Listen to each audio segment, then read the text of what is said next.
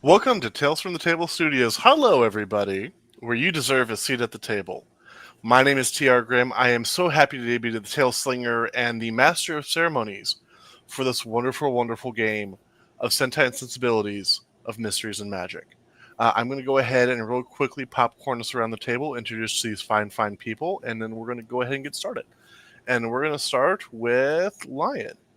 I am not prepared for that because I never go first. But yeah, we can do that. Usually I'm the person who has to take us out. It's great. Hey y'all, it's Drake Lionheart. Most people call me Lion. You can find me here. I'm very excited. I'm so locked in. I do it every time, so I just go right into it. But hi, I use they he pronouns, and today I will be playing tonight. I will be playing Adam Levy, and they use he they pronouns. It's gonna be a great time. I'm very excited. And that's me. Perfect. And Kema. Hello, everybody. It's your favorite them, Kim. I'm like all the other nerds you follow, except from Hawaii this time. Today, I'm going to be playing Ellis Ilima. Um, he, they pronouns for the character. They, them pronouns for me. Perfect. Okay. Hi, I'm Kay. I'll be playing Coraline Emberton, and it's she, her pronouns for both of us. Perfect. And last but most certainly not least, Jax. Hello, my name is X. I'll be playing Y. Their pronouns are Q and Z. All right, X, can you give us a serious one this time, please? I was told to say that. I'm just saying. That's what He was. I was there. This is the truth. This is my fault, and I accept all blame. You can get in the comments, call me out. It's fine. We accept email, whatever you want to do. It's fair. That's on me. Hi, everybody. I'm XL. My pronouns are he, him. I'll be playing an older version of a character you've already met before, Jax LaFay, whose pronouns are also he, him. And I'm ready to get into this. Perfect. Then get into it we shall. It is a foggy night in London. As most of them are in late December, the River Thames, clogged with ice floats, continues to flow as ever towards the sea. Snow slowly drifts down, melting and mixing with the smoke of factories before it sticks like glue to the first surface it meets. The glow of electric street lamps, a sign of the never-ending progress fueled by English industry, barely reaches the walls of the grand residencies of the town. In one of the properties, as grand as it is abandoned, blacklisted and shuttered by the crown, a different kind of glow can be seen leaking from within the cracks and warped spaces of the wooden boards nailed across the windows.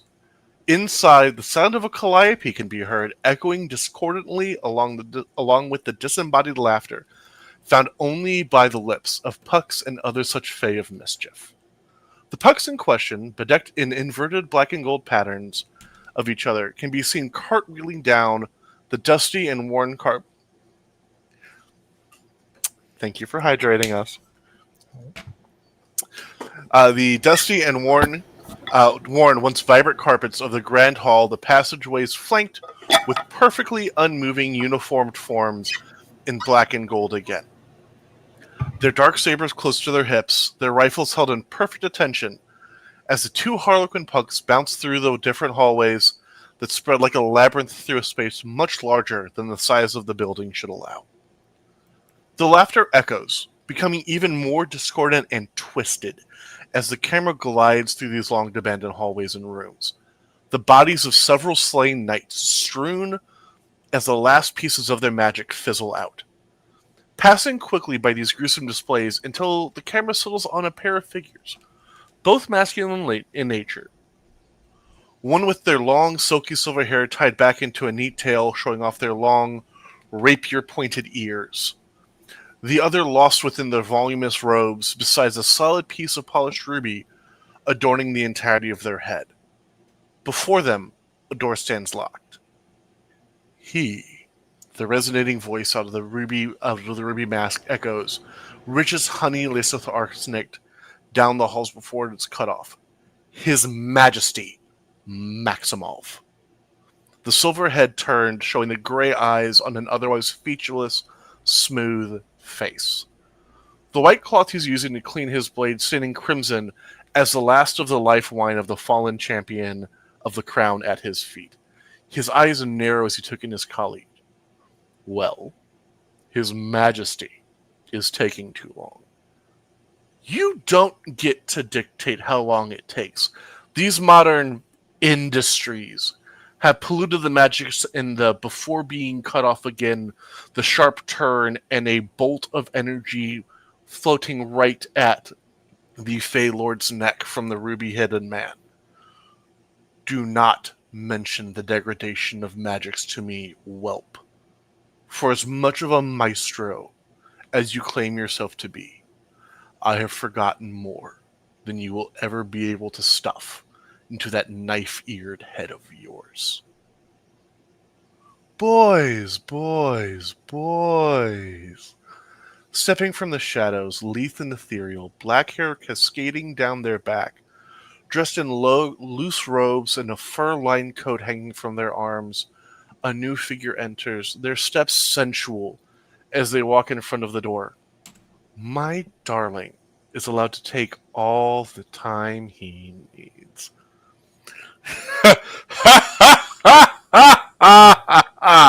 As the cackling laughter behind the door causes the two pucks who finally joined the others of this group to cower behind their silver-haired Fey Lord, the echoing sound of the booted soldiers filling the great hall behind them in inhumane precision. The doors burst open, leaving a smoking, hungry void in its emptiness. The sharp rattling cry of something ancient, something powerful, being chained, echoes through the halls into the snowy night. Out of the darkness, standing tall, with a crackling blade at their side, stands a figure in full noble armament, black and gold, a polished piece of onyx covering their face with an open golden wyvern's maw cupping and forming the sides and a crown. Black armored torso leading down to a split fold falling past mid-thigh, the cape from their shoulders showing the royal crest of the House of Gwent, supported not by the lion and white unicorn, but a black unicorn and a matching ebony wyvern. Holding up the crackling blade high, the uniformed soldiers start using the butts of their muskets to rap out a steady beat, by them slamming their fists into their chests. From the crowned knight, his voice strong as steel and smooth as a riverstone fills the space. Long live the king. It is the morning of the first true ball of the social season. Hosted, as always, by the Calloway family, Parliament is in meeting in its sessions, and the different factions of the lords are all in their own desperate deals and decisions makings for the betterment, ideally, of land and crown. Not that anyone believes in this ideal world, not when we live in a present of gears and oil that has become the capital of the crown's lands. An unexpected snowfall last night in London has created a gradient of near white near the townhouses and palatial residence of the elite, to an almost void-like black near the factories and workshops that choke the Thames. Kay, can you tell us how Coraline Emberton starts her day in Heathrow House? Coraline is up well before anybody else is. As soon as she gets up, she engages in a series of stretches. Wants to make sure she gets her body good and ready for the day. And then I think she spends time writing in her diary. And after that, she gets a very healthy breakfast. So going down to breakfast, because by the time you would be going down to break your fast, the rest of the family would be up and joining you. The last one to join, as always, is Benedict, your older brother, as he comes strolling in. Your younger brother Daniel is already seated, having stood when you came in, as any proper gentleman of breeding should, assisting you into your seat, as is his proper duty as your brother. And there's this moment of tension in the air as you see a very slight tremor in Daniel's hands just for a moment as the door is banged open by Benedict's entrance. He's very quick to kind of pull his hand under the table before Benedict can see, lest Benedict yet again go into one of his tirades about how if he was at war, none of this shell-shocked nonsense would have affected him. Benedict, do you not have the manners to not stomp around the home like a rhinoceros? Well, how else am I supposed to make my presence known? You know, here I am, the future lord of the Emberton family, and you see Daniel's grip kind of grip under, just tighten underneath the table just for a moment. As Benedict starts he would believe he's being eloquent, as he's extolling his virtues and the graces that he will be having as the next Lord Emberton. I assure you, the swollen size of your head is announcement enough. You would do well, sister, to remember who will be controlling the purses you have access to after father passes. He says as he takes his own seat. Your father just shaking his head as he moves to break his fast, trying in vain yet again to get Benedict's attention to talk business in a way that Benedict, you at least know, is not able to follow along with. And she's not interested in helping, believe it or not. I believe that. So tell me, how is it that the Emberton family, despite even with being a family of nobility, what service do they provide to the crowd that keeps them as affluent as they are? Oh, that's a good question. I think they own and are in charge of several farmlands. Okay. And mostly it's agricultural industry. Makes perfect sense to me. And so your father is trying to talk about the importance of land trade and making sure that you have the appropriate connections with one of the other noble families of about your stature. It is the Dolme family. They control a lot of the land trade leading in and through, predominantly kind of right through your guys' farmlands. And there's been a very long relationship between the Dolme family and yours. And your brother is actually betrothed to the heiress of House Dolme. Not that your brother even remembers her name half the flipping time.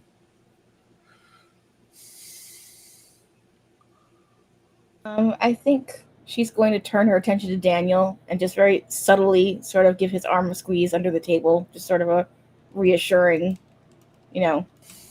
letting him know she's there and everything's okay. You look at your brother, and he is very different coming back a year ago from the brother that left 2 years before that for the war. He's very good about putting on the affectations of being put together and well. But there's this hanging weight that kind of follows him around. It's almost like a constant murder of crows perched on his shoulder. Not a darkness, but a morose nature that is not the smiling brother that you remember. And you've heard the screams at night of him waking up, and you've heard the breakdowns of when a passing servant has accidentally knocked or dropped something that created an unexpected resonant banging sound. You're not quite sure what happened. He's very tight-lipped, but you know that something happened that he is not talking about.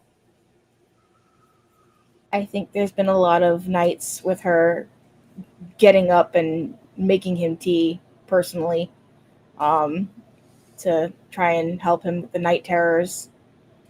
Um, you know, Daniel is her favorite person in this family, and that he's come back this way is kind of heartbreaking for her. He smiles over at you. Are you ready for the Callaway Ball tonight? I'm looking forward to being your escort there, and hopefully, you see him kind of smiling. Hopefully, this year we can find a good match.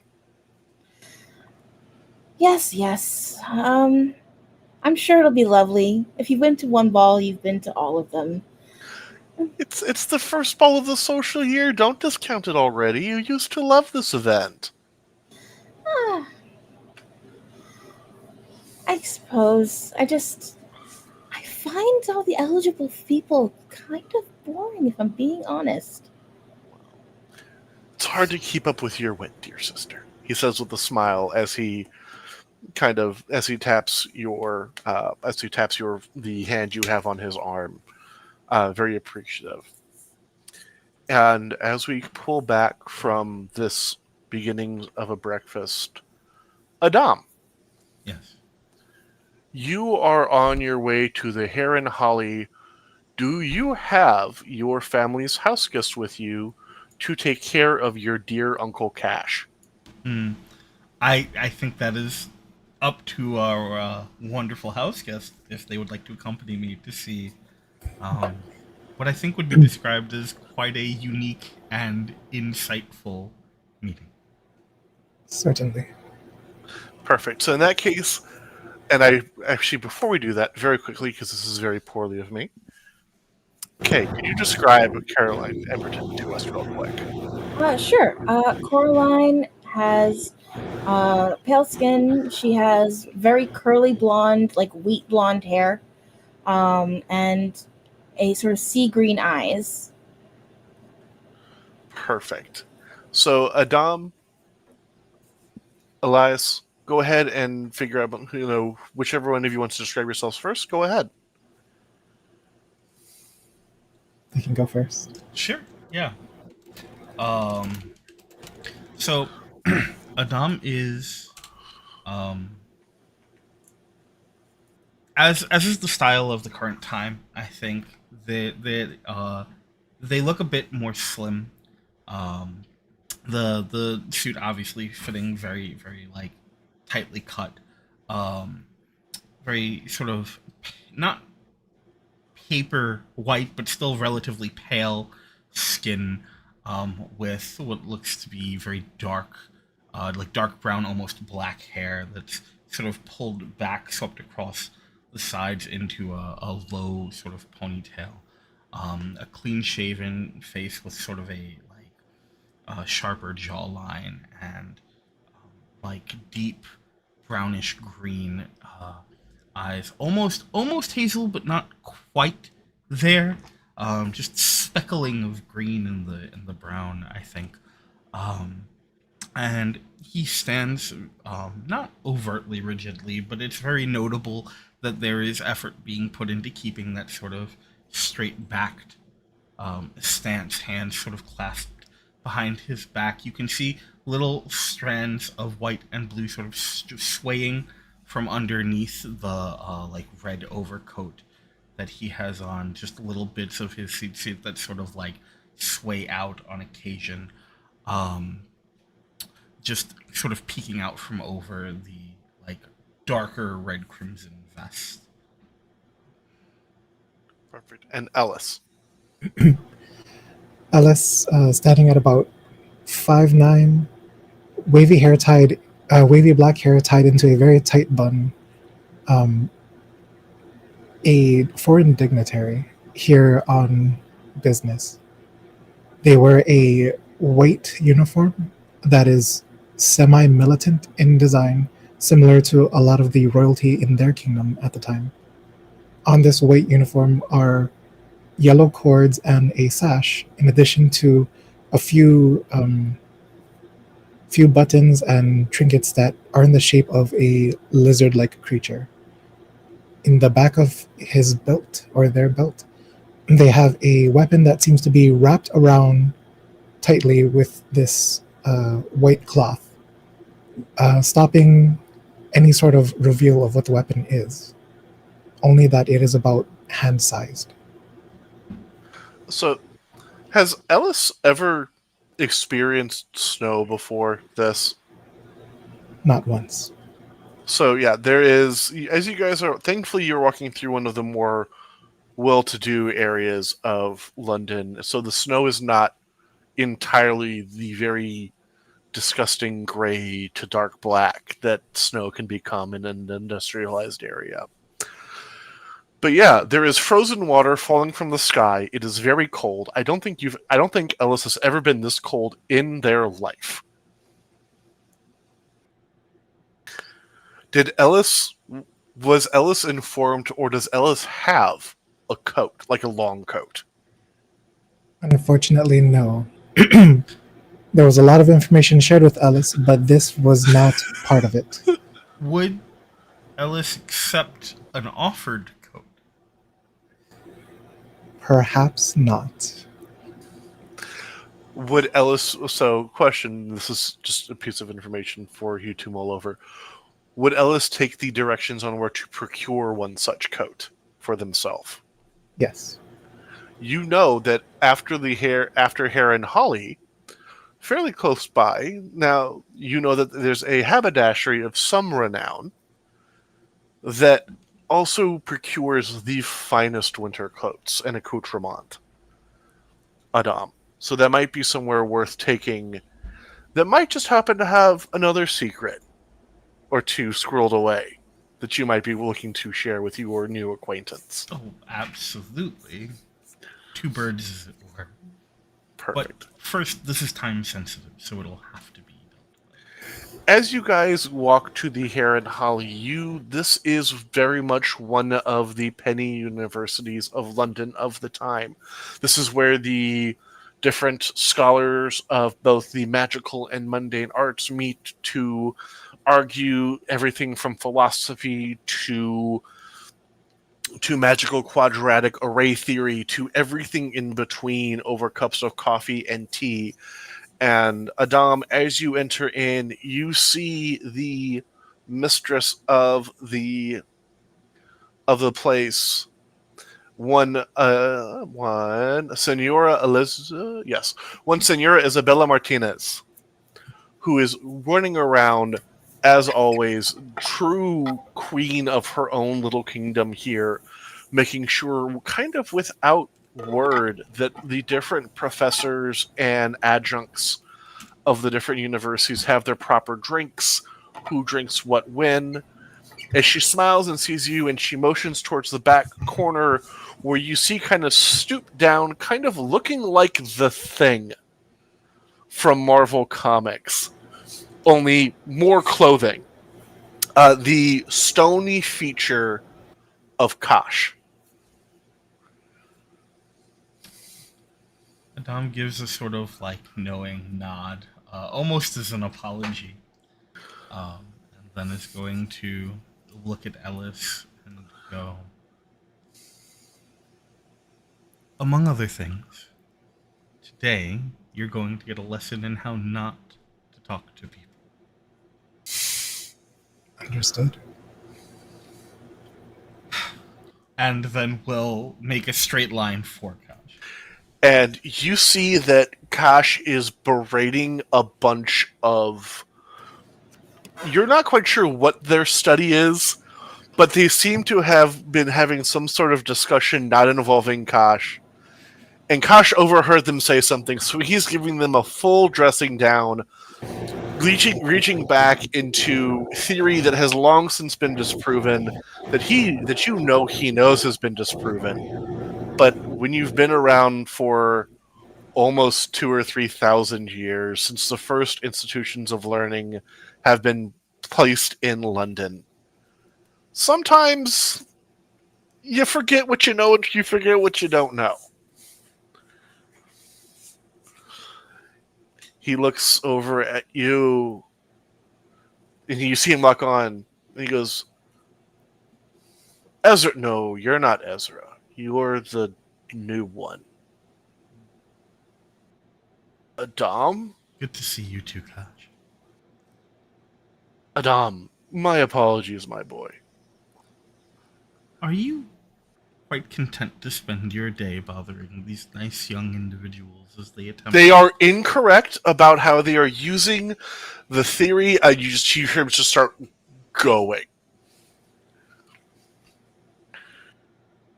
As he does, Adam is going to sort of put an arm or put a hand on the like oversized bicep and Yep. just sort of nod, listening intently as they sort of guide him to the next table away And from it is. There's actually a private room in the back which is usually where Kosh is set up, and people can come to him if they need information. Right. He's not usually out and about extolling his information upon the world. Usually, young researchers come and are warned properly, but sent to Kasharan to figure out information. And yeah, as they're walking, Adam is just like, that's very fascinating. You know, I vaguely remember you having mentioned this before, though I could have sworn that the last time you did, you were trying to present quite the opposite. I would. Could you do me a favor for the first roll of the day? Oh, that's terrible. Yeah, let's do it. Go ahead and roll me an etiquette roll. Of course. For those of you who are not familiar with the system we are using today, this wonderful, wonderful game, everybody uses a separate die. You do not always want the high number. There is something called the tracker. On the tracker, we have the different values of the dice correlate to different things that work. So go ahead and if you could roll for me, Adam. Yeah, absolutely. Okay, so I So on my d6, I rolled a 6. Okay. So the good news is you will take your mark of peril and roll it, and then you will roll to see if you succumb to it or not. The good news is, as it's your first one, it is impossible for you to succumb to your mark of peril. I got a 4. 4. So you do have one carrying mark with you. Marks of peril are kind of the equivalent to how health works in this game.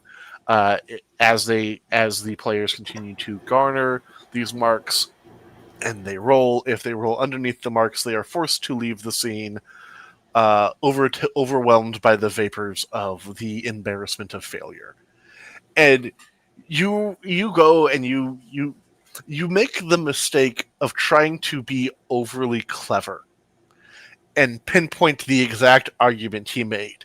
And as you say it, you realize that was not the correct argument, and he calls you out on it. No, I would never use that argument, but you are further cementing in his head that has never happened. But you are able to get him back into his usual area. Once we do, I will help him sort of get settled, and I will accept the dressing down that comes with it. It is quite the version. Question. So, having spent a week within Adam's household, has Ellis started picking up kind of what the tone of cursing in Hebrew sounds like? I would imagine just a tad. Just a little bit. This is a crash course. Mhm. This would Kemma know? So Kemma, would Ellis know what a golem is? No. So yeah, this stone man is just violently, verbally dressing down in a language you do not understand Adam, who is just nodding his head. As I'm assuming, Adam, you have the tools you need to do the actual maintenance needed to do on. Oh, of course, absolutely. Yeah. I will say that I think one thing that you would notice, Ellis, is that there is a noticeable difference in the way that what is being said sounds versus what you've heard between Adam and his Correct. grandfather at home. Correct. It very much sounds like a similar but adjacent, almost, versus what you've heard them say. You can pick out similar like sounds, but there are distinct differences between the two. Oh yeah, there is.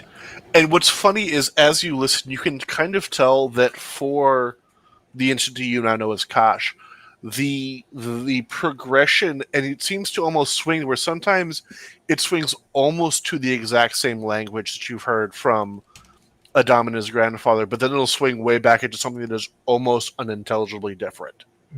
And it's almost like there's this wild swing, almost like it's almost like you are watching a language progress and regress over time in front of your eyes.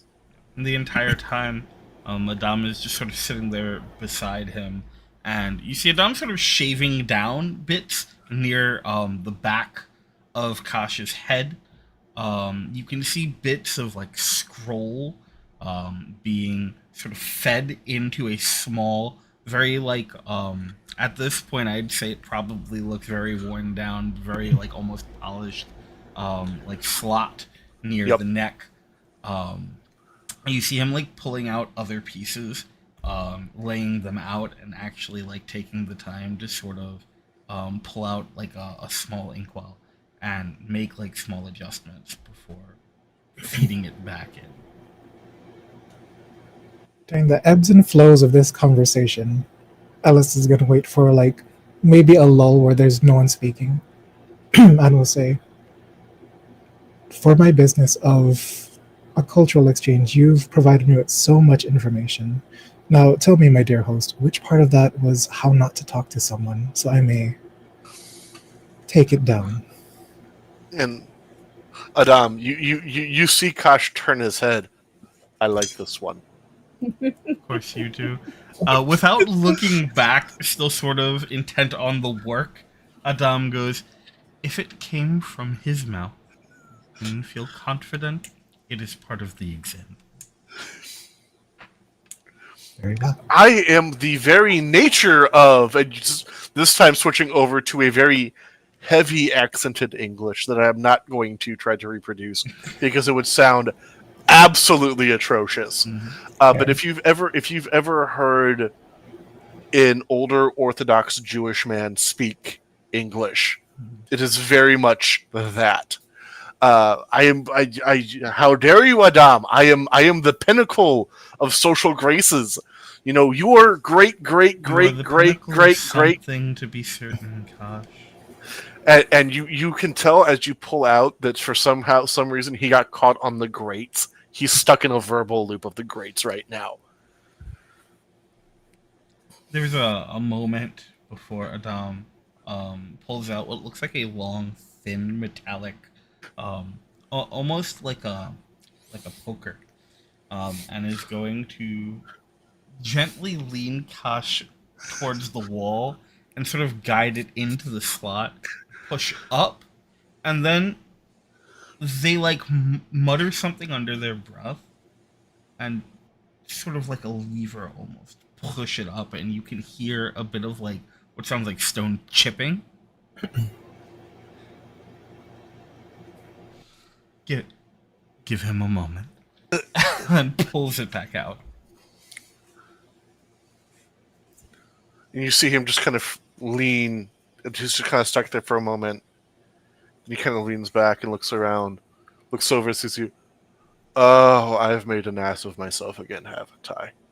You have done nothing that hasn't been commonplace for years before me, I'm sure. And no one will hold it against you any more than they already do. Oh, that's fine. That's fine. Has Thurbin, that green man, returned yet from wherever his journeys were? I was supposed to have a dissertation with them in regards to how the electronic interference of these new lamps we're supposed to work with. Adam, what day is it? What day is it? It is December 25th. Thank you. Yes, I believe that was mentioned. I apologize. It is near the end of December. It is the 25th. How long have I been wrong this time? Because that feels like I've lost time. It's been longer than the last. We need to figure this out at some point. There needs to be a more permanent fix somewhere within the records. We'll figure it out. He looks over and he sees Ellis for the first time. You've brought a friend. Do you have friends? I don't remember you having friends. I have plenty of friends. Thank you very much. They just don't always know it immediately. And then Adam is going to look over at Ellis and go, Aloha Epehea. I am Ellis Ilima. Aloha. You hear him in accented but fluent Hawaiian respond to you. The first person that you've actually interacted with, outside of maybe Adam's household, to interact with you in that way, which at that point I would say that they were probably properly primed on how to greet you.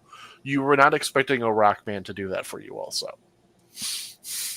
Ellis produces a notebook and begins jotting down a few notes and then puts it back away where it came from. I will warn you ahead of time that Kosh is unique. I am, unfortunately for myself, one of a kind, and am deemed too expensive, too inexpendable, too allowed to rest from those craven cowards over at the universities. Well, to whatever degree you can find rest, I do hope that you do find it. And I hope that you find whatever you're looking for here. So do I. And you see Isabella kind of peek her head in and see that Kash is kind of back to normal, and she smiles and she kind of scurries away to get Kash's usual drink, which is a very, very potent Turkish coffee, which you know for a fact you are pretty sure could power one of those newfangled engines of an automobile if it was poured directly into it. You smell it before you see it. You 100% smell it before you see it. It's the And best kind of coffee. it is. And, for the two of you in this moment, Kosh kind of sits back and kind of sort of explains his own history as something that he is sure is an oddity and something that Ellis would find of interest, as he is basically a pseudo-living repository of information for the universities. And, as you guys kind of sit and he tells his stories for a moment, he looks over as he realizes that it's about time for the two of you to leave. Adam, he reaches over and puts a hand on your shoulder. Remember, as your great uncle always said, it's okay to be a schmuck, never be a schmeckle. As he pats you on the head and sends you on your way. It's good advice. And Adam will sort of pat his hand as they get up to leave. Before they do leave the establishment, though, Adam will go up and settle the tab that is most certainly looming. What's funny is the university covers the tab. Oh, great. Okay, cool. The university covers the tab, and Okay. actually, because of the amount of business Kosh brings to the Hare and Holly, there's actually a very small purse that is slid to you. It's not a lot, but it is enough for probably assisting in procuring some refinements from the location you'll be heading next on your list. Actually, I think that particular amount is going to get put in a separate pocket. Perfect. I think very notably it is kept separate because Okay. I think Adam always spends it in the same way. Perfect.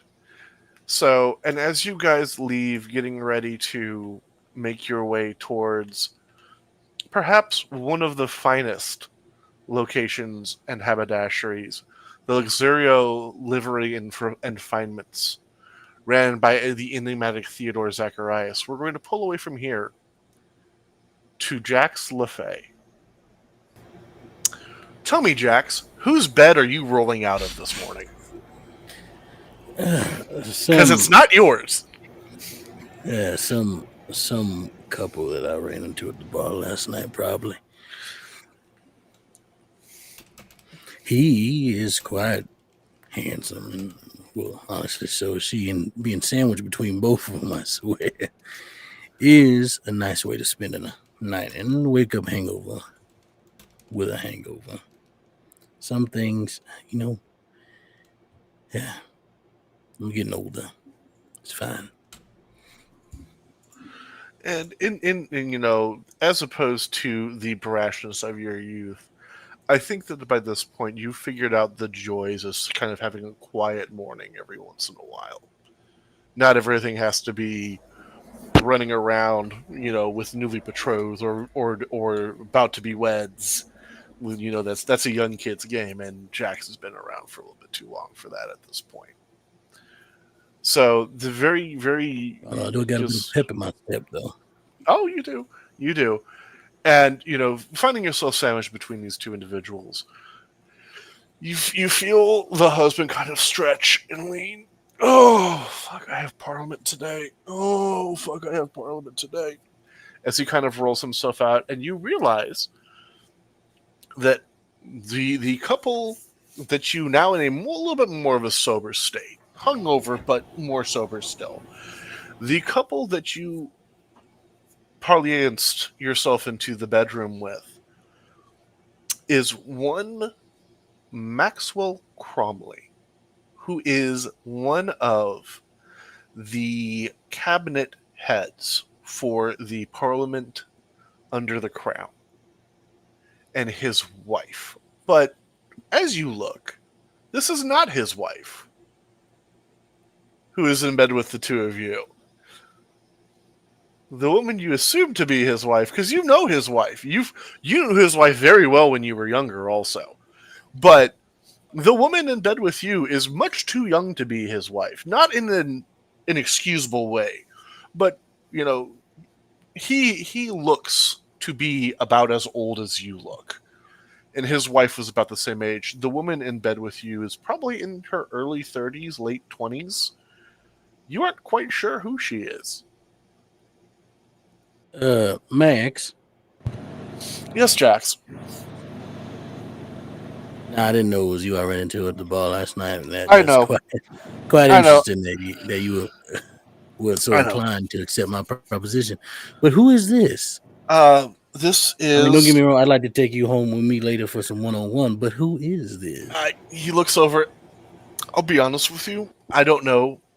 I know that my wife left with Gregory. I don't know who this is. As she kind of starts stirring up, and she looks over the two of you, and actually, you do know who this is. Both of you know who this is, because she is actually quite the to-do about London right now. Because is she is Cersei. She is a opera singer of some renown she has no one's quite sure what partial phase she is, but her voice in the opera is like none other, as she just luxuriates her long black hair just pooling like a puddle of midnight against her very sun-kissed skin, as she gives a very lazy smile at the both of you. We up already, boys. Well, unfortunately, she looks over both of your shoulders at the clock as she also stands, does a big stretch of her own, and kind of starts pulling on her own accoutrement from the scattered locations around the room. Unfortunately, I do have to get myself over to the venue for tonight's performances. You see her kind of looking under the bed for one of her shoes as she kind of gets herself together. Jax, are both you and Maxwell kind of just enraptured by the opera singer getting her stuff together, just like following her around, both of your heads in tandem? I think Jax is less than Max That's because I valid. think it's more. I think he's used to waking up in bed with beautiful people. Correct. It's not- but also at This the same time, it's like this is a surprise. So I right. think it's less of like it's partially and all, but it's Okay. also at the same time he's putting the moves on already, Correct. even though technically we've already done it. But like Correct. there's still chance for more. So she leans over and she runs her fingers underneath Jax's chin, lifting it up just for a moment as she pulls away and kind of dances out of any kind of grip or grasp he might have for her as she kind of makes her way back out. If you're so serious about that invitation for later, come to the show. Come to the performance tonight, she says with a smile, which unfortunately for you, you know that you have business tonight at the Callaway Ball, and you will have to miss. I'm sorry, darling. I cannot make it tonight, but if you are performing another night, I would gladly meet you up somewhere. Well, Perhaps we could do a private show. well, I'd be quite interested in that, good sir, but you'll have to find me for that. She says as she kind of pulls on her coat and kind of, the fur lining kind of hugging her closely as she walks out. And I Maxwell do just suggest some tea before your performance because that was quite well. I understand why they call you such a good singer. The things you can do with that throat of yours. and she just laughs the entire way out of the room. And Maxwell just looks over and just shakes his head at you. What? You, That was sir, smooth. you, sir, are fucking incorrigible. Listen, I'm insatiable. That's a difference. And I'll stand up. He just barks out a laugh at that. Oh, And I do you need think, a do you need a ride anywhere? yeah, I'm sure I can make my way somewhere. You have a hankering for a very specific drink you can only find at a very specific social club. Hmm. Yeah, I got to find my way somewhere else. But thank you for the night. If you need Of another one, course. always let me know. You are, as always, first on my list, Jax. Have a great rest of your day while I go and argue with idiots. And you kind of see him getting into his accoutrement for Parliament, and you just see how much he doesn't want to deal with these people. I'm glad I didn't become a bear or anything like that. I'll Oh, stand up, and as I so do, lucky. the like he looks a bit different, of course, because it's been some time. Mostly the same. His hair is shorter and sort of cut on the sides in a fade. Not as long as it once was when he was younger. Still has that black to purple ombre color. Seems like it never dissipates, no matter the length it is. Um, his tattoos of the wings that sort of grow that are on his back and sort of cover his arms a bit are still there. The difference is there's now a bit of scale growth um, that I believe has covered from um, has sort of taken over a bit most of his pecs. So it's almost like it's crawling in closer together, like the scales are just like slowly wrapping themselves around him, if that makes sense. Um, the there's a bit of gray in the on the cut side of his hair. That may be why he keeps it cut. Who knows? But there's a bit of gray, almost like the Reed Richards vibe going on there. There's and his eyes, of course, are still, although hidden by much smaller glasses than the circles are, the like tiny ones, basically. Um, and it's uh, the black sclera, purple colored draconic eyes that he has still. Um, and although he does look much broader than he did before, like his pecs are wider and they look to be more dense, so to speak. His entire build seems to have buffed up a little bit from his younger years. And on your way out, you do hear Max calling you, Jax, Yeah. Are you going to the ball tonight as yourself or as General LaFay? Yeah, whatever they need me to be.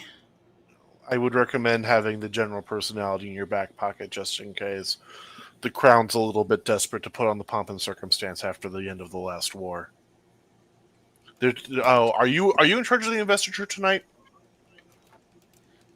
I don't think so. I think it's somebody else. Okay, okay. I can never keep track of who's doing it for the fucking Callaway Ball. All right, I will see you. I will see you there. Do not. I need my wife tonight. You cannot steal my wife from me. There's no promises. Sometimes she I shoots me need out my first. wife tonight. You cannot steal. Walking away. Walking away.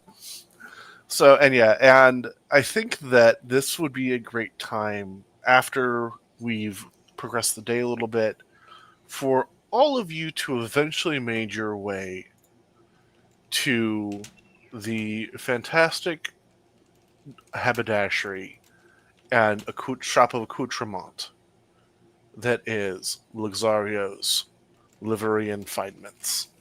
Most importantly, not just for the wonderful things that they have to sell, but because of a secret kept in the back rooms in the connected warehouses by one Theodore Zacharias. Who is the first one to make their way to the Huntsman's Club?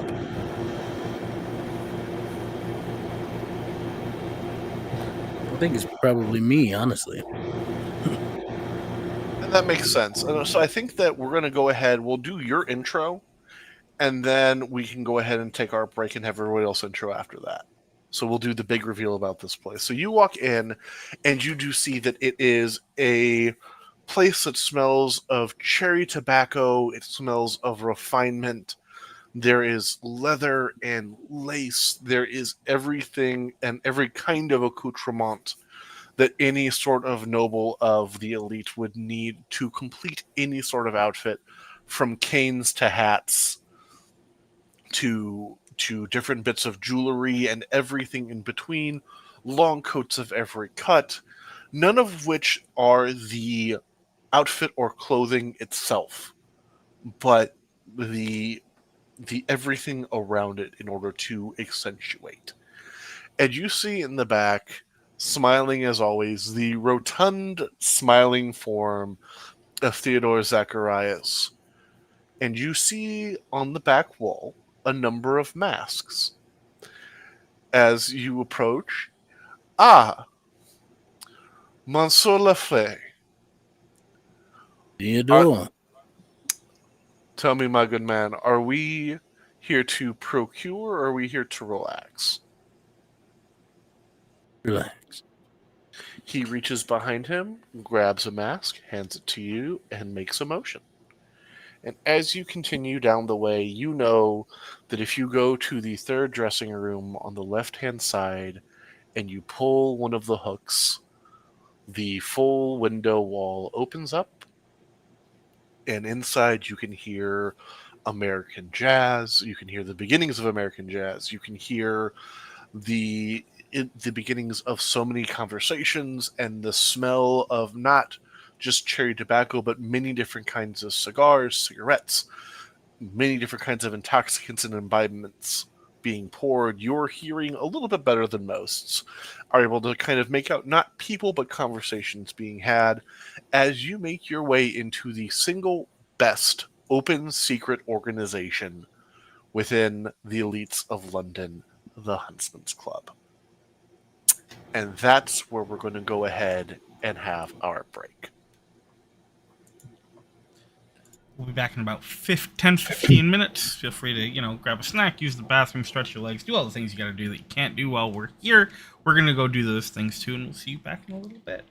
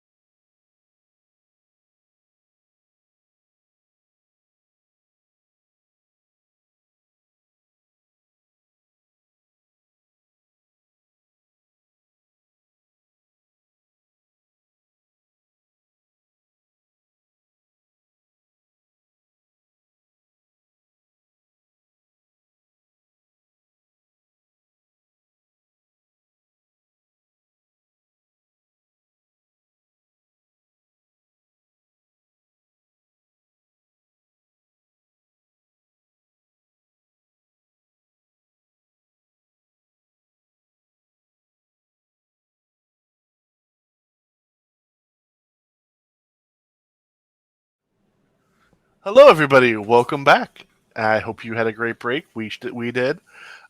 We are going to be ganging up on somebody later about beverage intake, but that's beside the point. So, let's go ahead and go back into Jax. You are entering into this kind of another world of London right now. This is definitely your vibe. As you pull your mask on, these masks have a subtle charm to make them kind of fit the wearer. What does your mask look like as you tie the ribbon around the back of your head?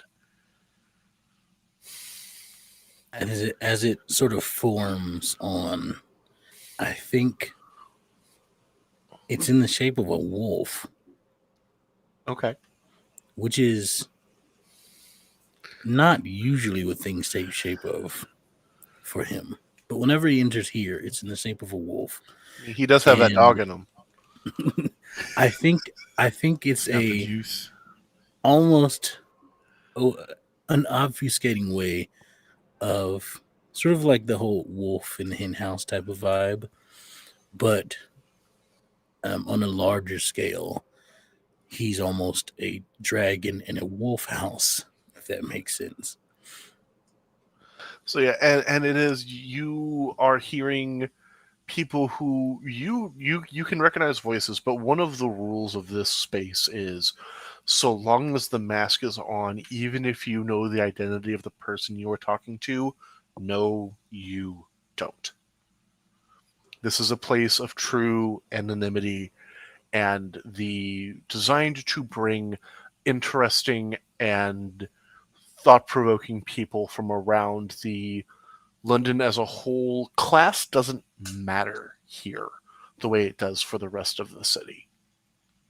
This is a place where everybody has the ability to kind of voice opinions, have discussions, and you will have a fishmonger back from their day upon the sea, sharing drinks with a mild noble, and they'll be discussing some aspect of education and how both of them have differing views. And you can actually hear one of those arguments being very heated, and then you see one of the servers come by, put down drinks, they take their sips, they calm down, they go back to their discussion. It's the same kind of fit vibe all over the place. Of this is a place where minds are kind of encouraged to gather and to mildly rile against the systems that are in place to kind of keep that are designed to keep the people of London separated.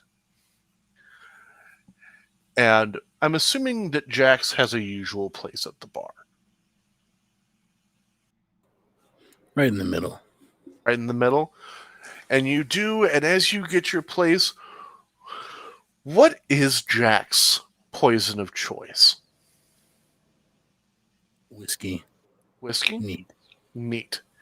And as you approach the bar without anything being said, 2 fingers of whiskey in a clean, neat glass poured and set before you.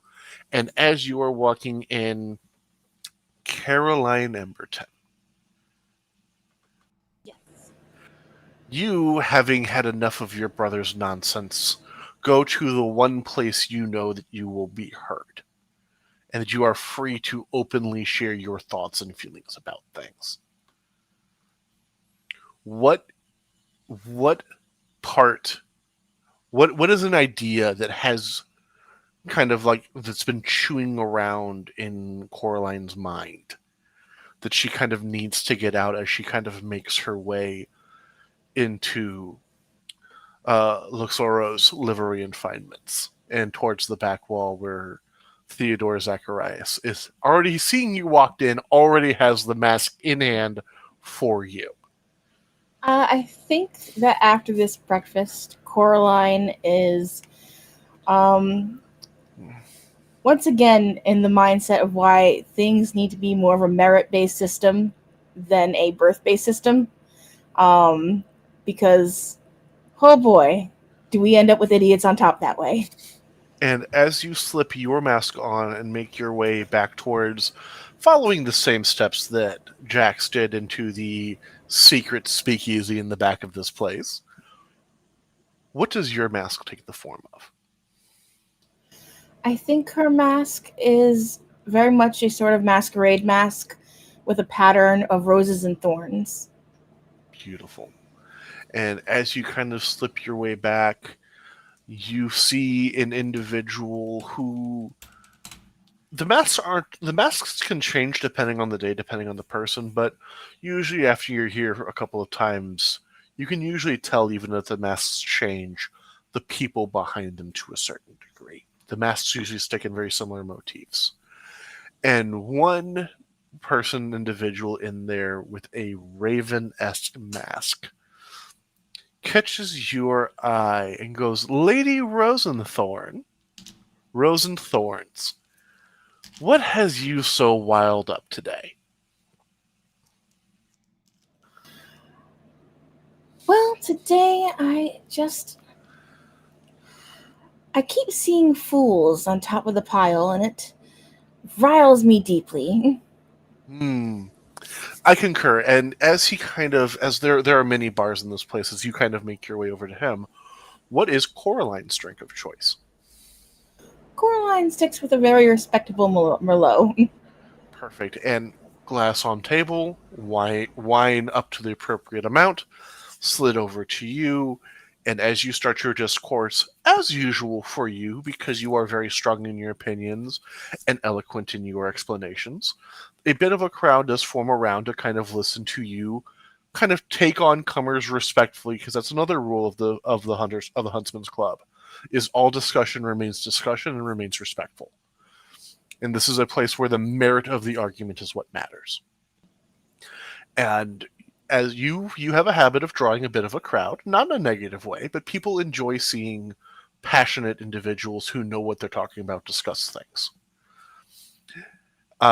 Jax, you do see the Lady Emberton walk in.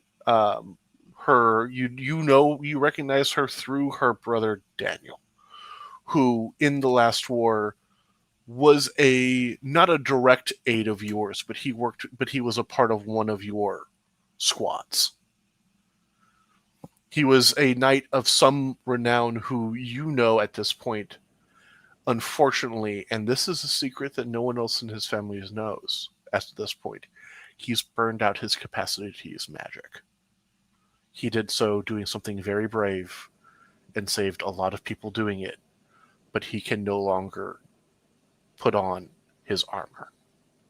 The magic will not flow for him anymore. I will walk over and reach out a hand to shake to you. She'll pause and she'll take the hand. Good morning. Always good to see someone with such a well met audience around them. I forgot my accent, which I'm still working on, by the way. There we go. You'll get it.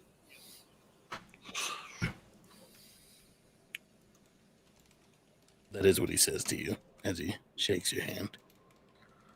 Thank you. Your appreciation is nice. Drinks are on me, yeah? How kind. And as this place runs off of a running tab system, the bartender nods, and there's an adjustment, all of the books being connected via the beautiful thing that is magic. So as all of the Lady Rosenthorn's drinks for the evenings are put underneath the wolf's tab, as it were. Back leading into the building, having left the Hare and Holly, Adam and Ellis, you guys enter into Luxoros, Livery and Refinements. One of you in desperate need of a warm coat. Is it always so deathly cold here? Not always, but often enough. And as always, the eponymous mountain of a man who some people swear has giant's blood in him somewhere. He does one thing I did forget to mention about Theodore is he stands at about 8 feet tall. He looks very much like Kingpin, if we're being entirely honest. Uh, equal size, equal girth to from the comics. As he's just standing there in the back, Adam! Always a pleasure. Always it is, my friend. So, what are we in the market for today? Procurement or relaxation? I think a bit of both, but my friend here, unfortunately, was not wholly prepared for the season. Oh, and Hoping that you could help. and I am so sorry because I missed that place on my notes. What is Ellis's last name again? Ilima. Ilima. And without introduction, and Adam, you probably could have warned him that Theodore, or would you have warned him in advance that Theodore probably knows things that he shouldn't know? Yes, I think it would have been something that Adam. Okay, so you were not surprised in that instance when he goes, Ellis, welcome. No introduction needed for you, good sir. Anybody from the beautiful lands of Hawaii is always welcome within my store. Very kind of you. I do appreciate it. And seeing as I thought that might be the case, he picks up a box and pushes it toward and just slides it gently towards you. It's probably about 3 feet by about a 3 foot by 4 foot box. And he slides it towards you. Yeah, thank you. I grab it and I begin to open it up to see what's inside. It's a very simple lift top, and you lift, and perfectly matching the uniform you're wearing, cut in a English style, is a greatcoat. It looks very warm. A much better fit for this than what I currently have. I do appreciate it. Thank you. A gift. Welcome to our beautiful country. I do hope that it treats you well. So do I. But now then, were there other procurements you were needing? Perhaps anything for the Callaway Ball tonight? I do have a beautiful garnet and gold signet ring that just came in. He reaches down and pulls out a tray full of beautiful adornments. Well, you know I do so love all of your fineries. I think our focus beyond this is mostly on a bit of rest and relaxation before the entertainment. And this is by no means a slight against you, Mr. Ellis. Adam, you vouch for him? Of course. I wouldn't Very have well. brought him if I didn't. It is the same question that everybody who passes through the store must answer. Yes. As he and reaches- it is the same level of feigned affront that I will have every time you know. And he chuckles as he hands both of you. They look like very, very plain, just across the eye masks. And do you want this to be a surprise for Ellis, or do you explain what's happening as you take him back? I think I'm going to tell Ellis. Ellis, I think the vibe that Adam has gotten thus far is that surprises are not the most appreciated, and there has been enough of them today.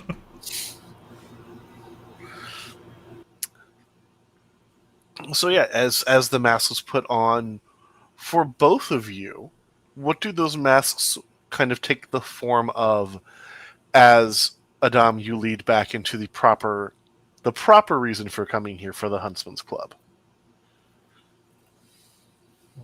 Ellis puts on his mask and it stays in the same shape, but it does take on a sort of checkered pattern or a diamond checkered pattern. Mostly black and white with a couple of red diamonds. Adam's is going to take the form of a barn owl, I think. Okay.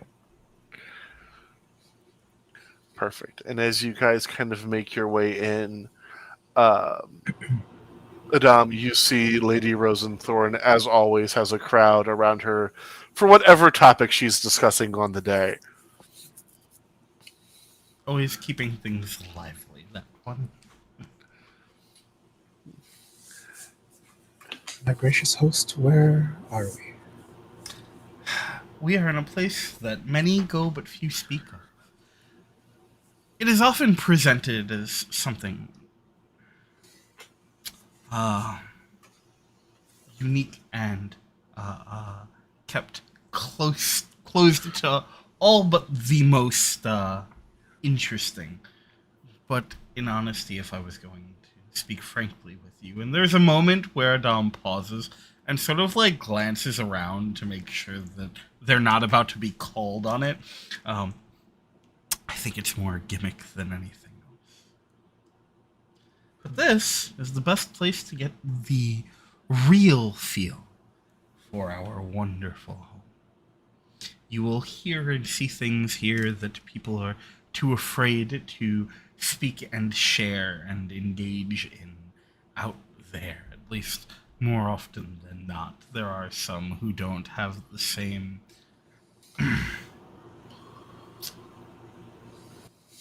gates upon their activity or expectation. And where I am from, masks are meant for either discretion or war, and I would suppose that these are for the first. I actually have to say I am quite fond that you bring that up. Here, they are in fact for discretion, because they are our only respite from the war that gets waged when we're there. Oh, very well. Some might even argue that these are not the masks, it's what happens when they come off. Very interesting. I will take note of that. And Adam, you do see your uncle out and about in the crowd. What are you getting up to? My favorite familial relation.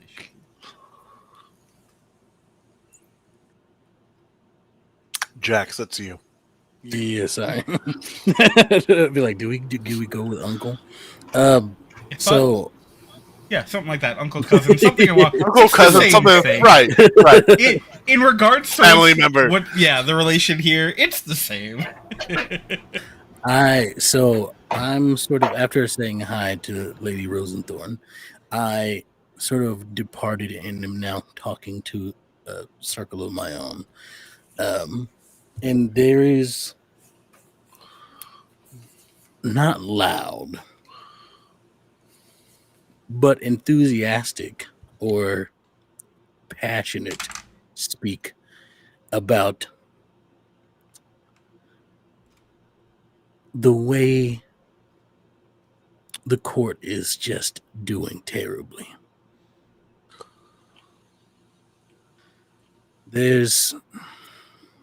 Listen, I'll tell you, that last war was not a good idea. We should have just focused on creating stability among our people rather than fighting some meaningless war where so many of us were sent to die. But were the resources we procured through that war not worth that expense? The ability that we have now to progress further and bring an easier time of life through those materials gained. Is that not worth something? What material cannot be bought by peace, by means of talk and communication with others, rather than taking and letting our children die on battlefields? Expediency is a coin of its own value, though, is it not? Not at the expense of our citizens. And you see there's some nods around that. I hear talk that the crown was forced by the Council of Lords for the Council of Nobility into this war. Sir Wolf, can you speak on that matter at all? I think if it's okay with you, I think that Dom will sort of like step into the conversation here as long as you're cool with it, X. And go, It is a folly to believe that the crown can ever be forced into anything in truth. Mr. Owl, it's a pleasure to see you again. It's you, Mr. Wolf. I see Who you might are. this be? He has not been home to meet Kema yet, to meet Ellis yet. He has been doing his thing. And Adam is going to sort of take a sidestep, and in doing so, almost not quite body check, but use the understanding of the respect of personal space, so that as they move to the side, they are forcibly moving the person who had asked that question as well to not, be walked into, to also allow space for Ellis, and just sort of look over, um, and go. In this club, we tend to present ourselves by presentation, if that makes sense. So I am to deduce that the mask is how we refer to each other here. Yeah. Well, in this case, I will introduce myself as Sir Arlecchino. It is a pleasure to meet you, Sir Arlecchino. An Welcome astute to the club. observation indeed. Tell me, Sir Alekino, what are your thoughts of the matter we are discussing at the moment? I am a passing wanderer in these parts. I am here only as an observer. Ah, but observers still have opinions of their own. That may be. Would But you care to share? perhaps on a different meeting. Fair enough. Observe and learn, then, my friend. You see the individual who kind of again was forced to make the space. Who also you also have interacted with this individual enough to know that if they knew there was another person there, they would have gladly also opened the space. Sure. You see that this individual has kind of a. This one has a very, very just ornate, peacockish mask. As they kind of just bow their head, you may call me. Monsieur Azur. So, please welcome, and again, if you have any questions, do not hesitate to ask. But no, well, of course, the crown may never be forced fully into doing anything it does not wish to do. But the crown also cannot exist without the backing of the lords, and if the lords threaten to pull that backing, does that not a form of pressure of its own? Dom looks over at Jax, almost excited, like almost gleeful to hear the response to those. If the lords attempt to leverage the lives and livelihood of our citizens, then their lives, as someone who was supposed to protect those that they claim to govern, are forfeit. I have no argument there. Lady Rosenthorn, your view. As you are caught walking by, as always, though, Coraline listens to all conversations as she passes by them. Your view. I think you are muted. Yeah. I said, particularly when they involve people she hates. Correct. Correct. Especially when they involve certain What she pompous hates. little owls. I wonder little who owls. here she could possibly hate. Stuck up pompous little owl Who can person. hate owls? Owls are beautiful. It's true. Oh, it's so sad. Those are cool.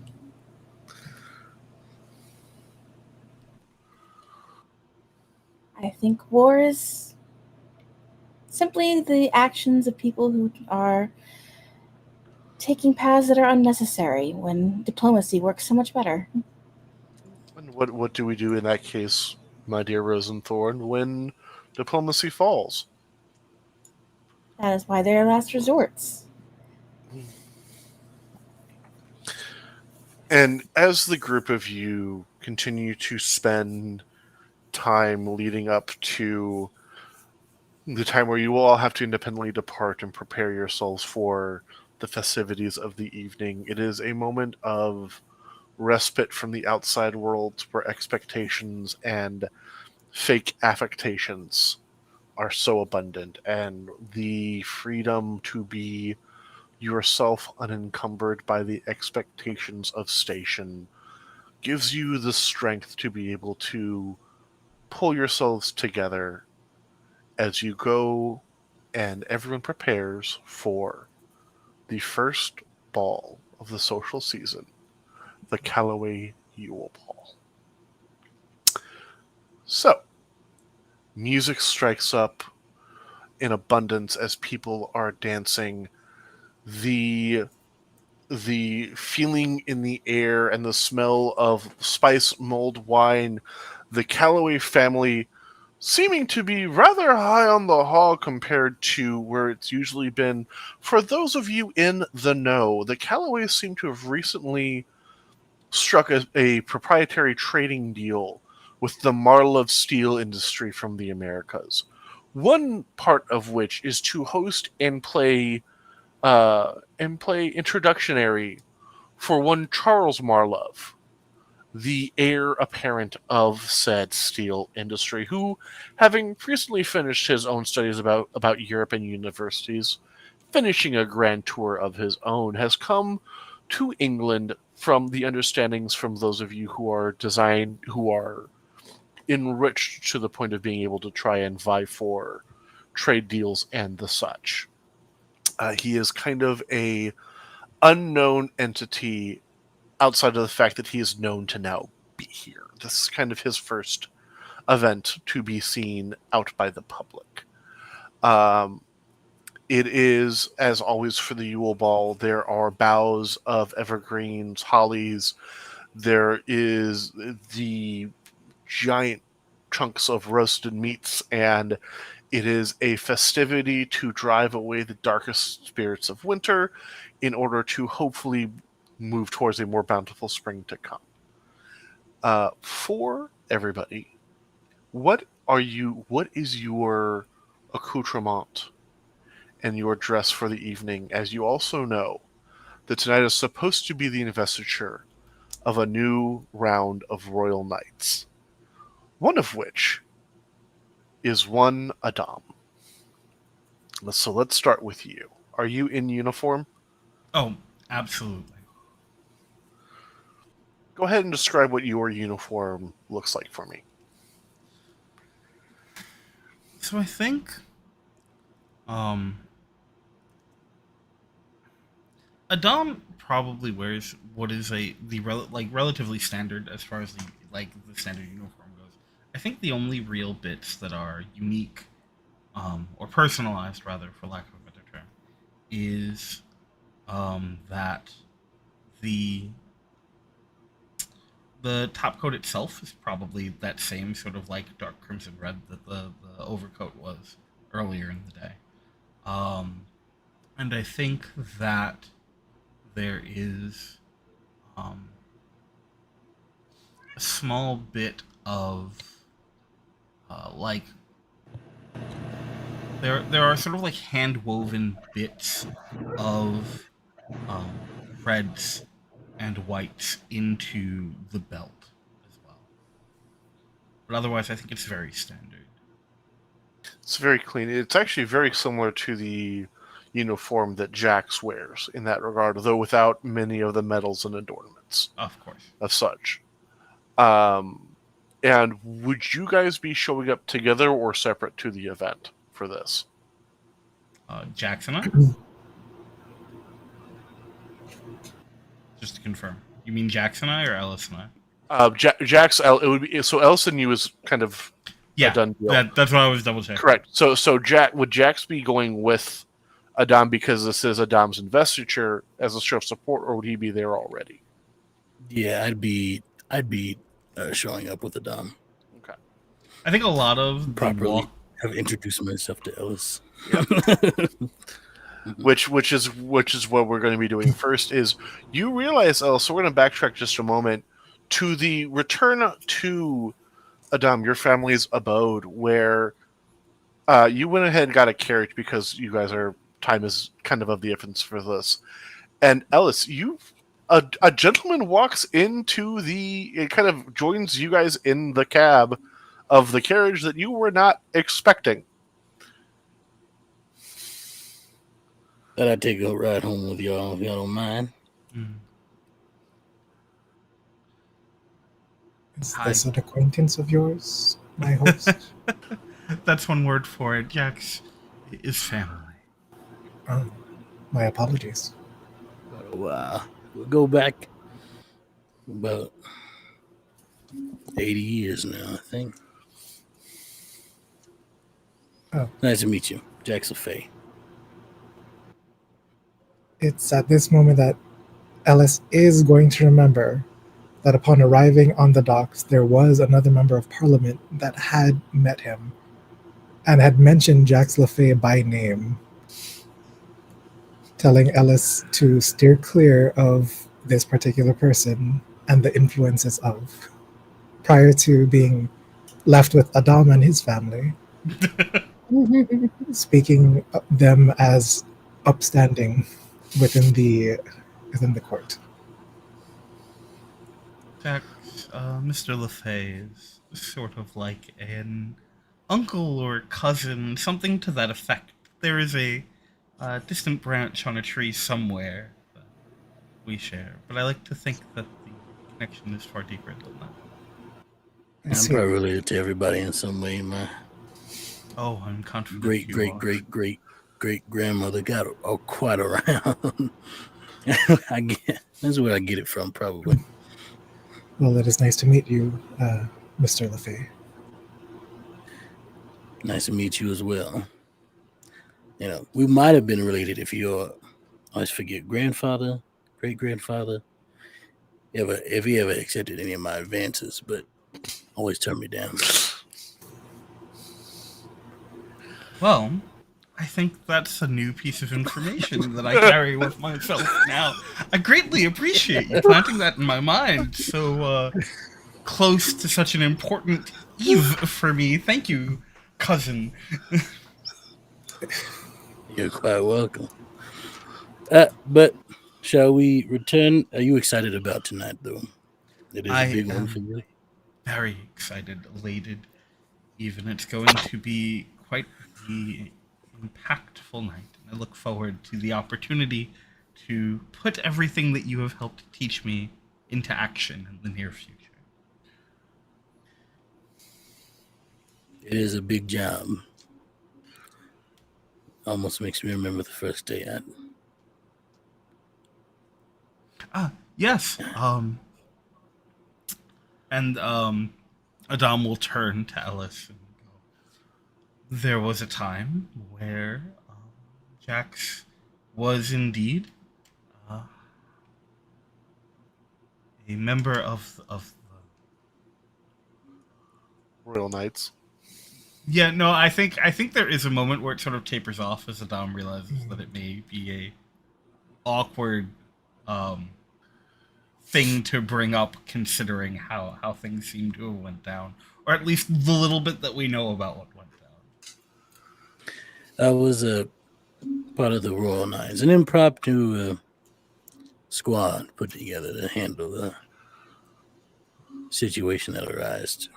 It was nearly a century ago, so it's quite fun. I'm not sure where the others ended up, but... Well, Mr. LaFay, time has treated you well. Yeah, I may not look it, but I am 105 years old. The dragon in me. Dragon, you say? Yeah, although I do think it's getting... I think it's a weird thing, and you see the black sclera with the purple draconic eyes as he takes off his glasses. I do think...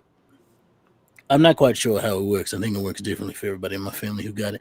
But I think I'm getting like I'm aging less the older I get. You know what I mean? Like it's one of those things. But you know, it's neither here nor there. Interesting indeed. Everything about Jax is interesting. If you think I'm interested now, you should have seen me in my young years. It was a simpler time. But that's again neither here nor there. Tonight is about you and your new squad. I'm not the one overseeing anything tonight, so you don't have to worry about me giving you a heartfelt hug or speech and all of that. Although I'm pretty sure it's some other asshole that's there. Instead of a heartfelt hug, I'm certain it will be some kind of expectant glare. Think back again, reminding the same. A lot of memories coming up. But shall we? Meanwhile, over at the Emberton residence, Coraline, your eldest brother Benedict is going on and on and on about how good of a knight he is going to be, and how his progression and his duty to the crown as being the new leader. You know for a fact he has not been mentioned to be the leader of this new squad, of this new squadron of knights, is going to do such good things for the family, blah blah blah blah blah blah, talking out of his ass like normal. You realize yet again why you decided to leave the house and go to your respite for the escape that you could before the evening's events. Coraline is sort of drowning it out in her happy place. She's just sort of, I don't know if you've ever seen Brooklyn Nine-Nine, where Rosa just smashes through the glass and just starts beating the crap out of people.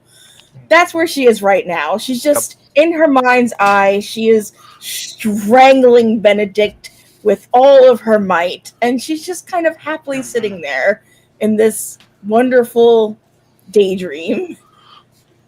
You hear Daniel kind of snicker next to you. She gives Daniel a meaningful look. It's just like, yep, this is gonna be. It will be a wonderful evening. We are going to have a fantastic time, despite what this pompous ass is trying to do for us. I think I'm back on board and looking for a match, because I have to get out of here somehow. Well, then we will. That's why I'm with you tonight.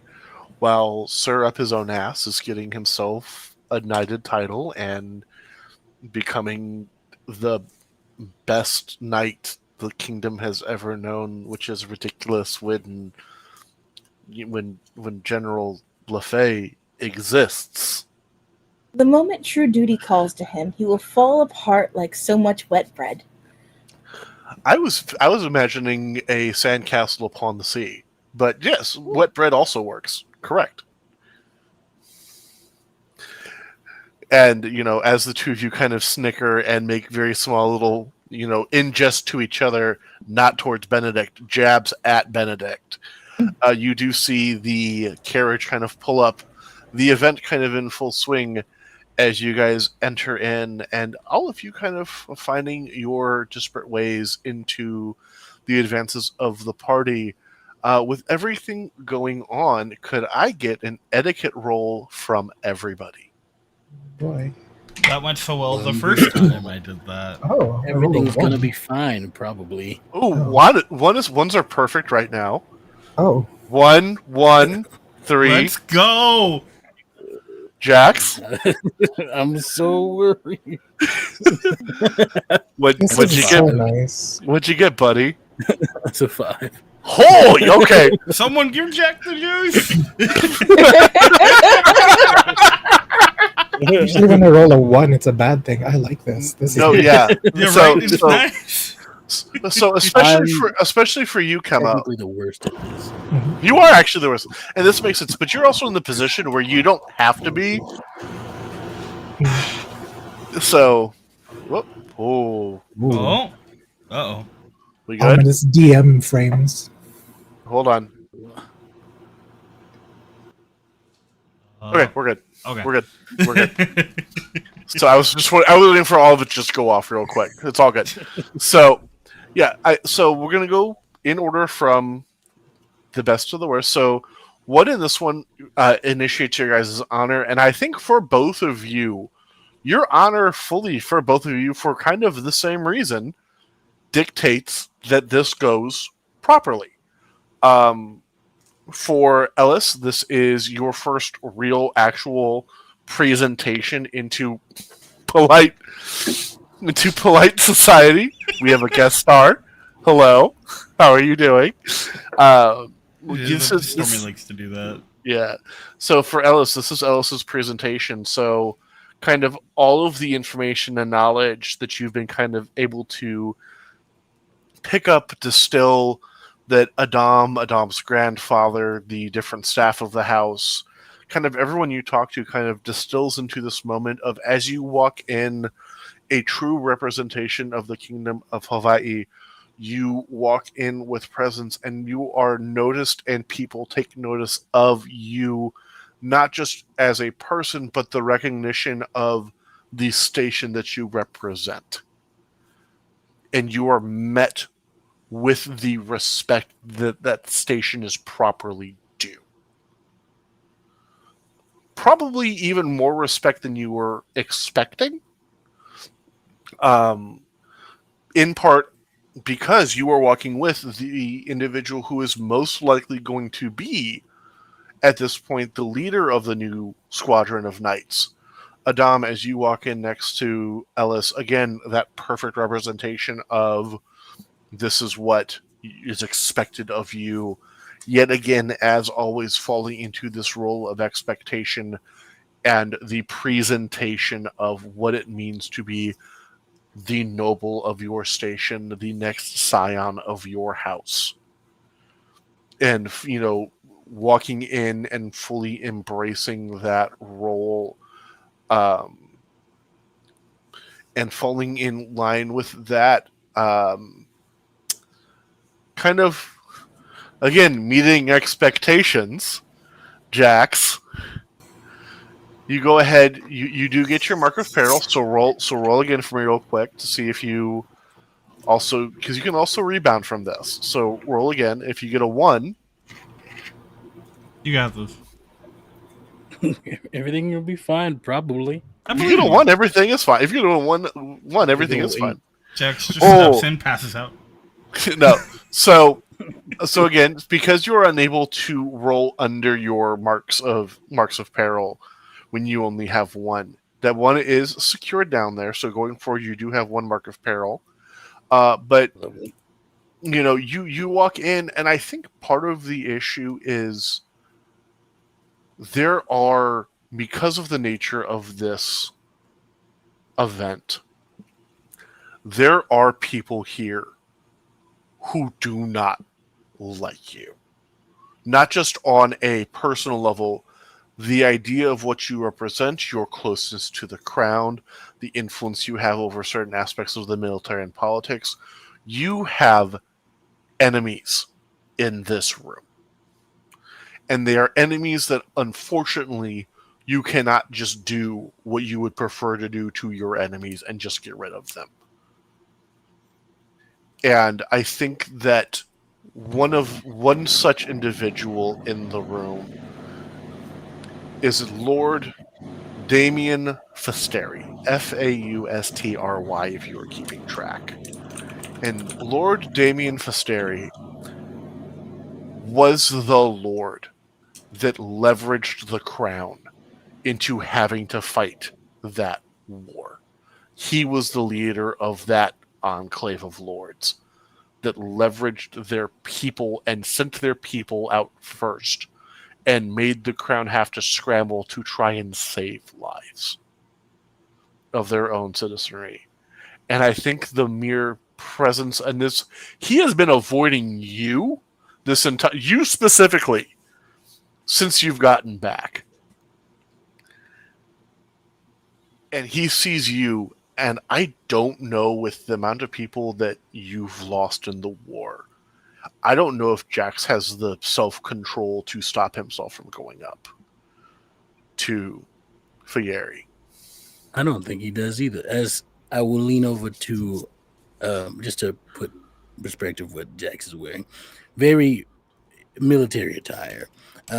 He has not stated to Ellis this fact, but from the attire, you definitely can tell that he is General Jax LaFay. It's very fancy. It has the tassel That's shoulder, yeah, and the like bars across the chest that probably actually don't do anything. They're just there for decoration, you know. And it's a rather than the standard, which should be probably the colors of the crown here.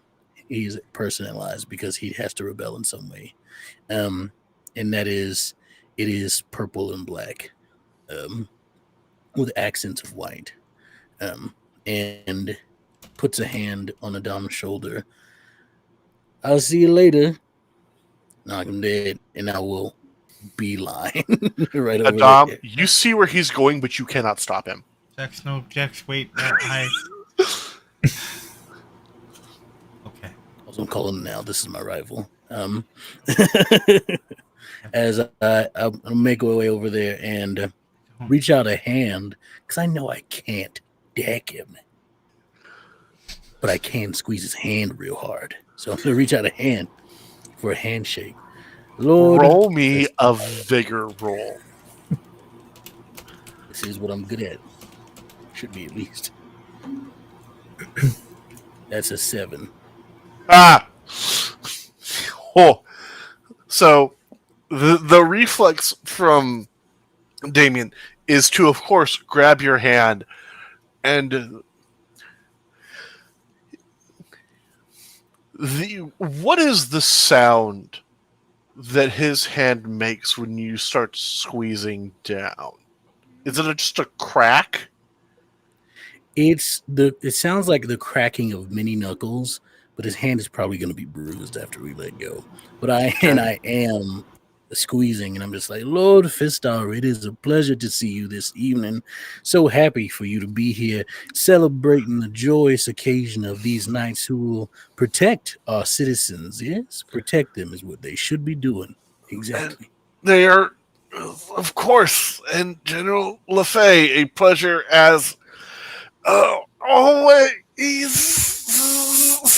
And you just see his wife just kind of take a side step away from him.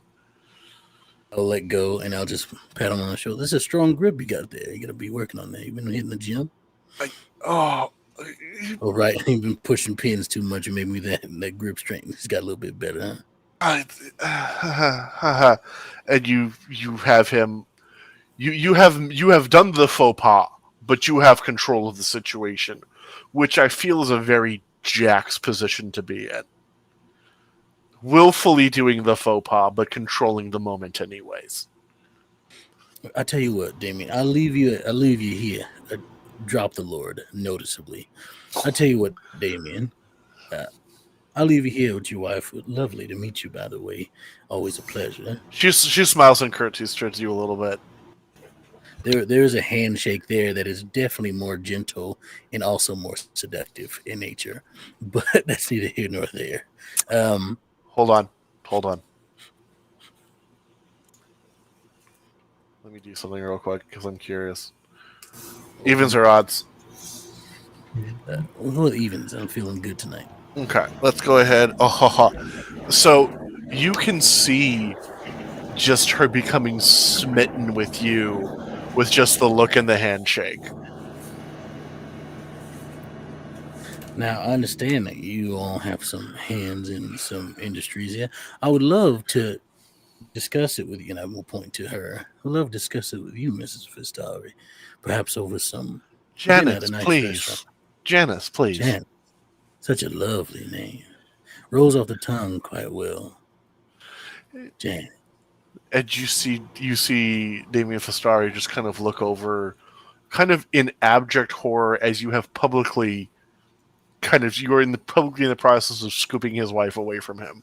From where Adam is standing with Ellis, there is a moment of just sort of the head shake, and without looking over to Ellis, just goes, unbelievable.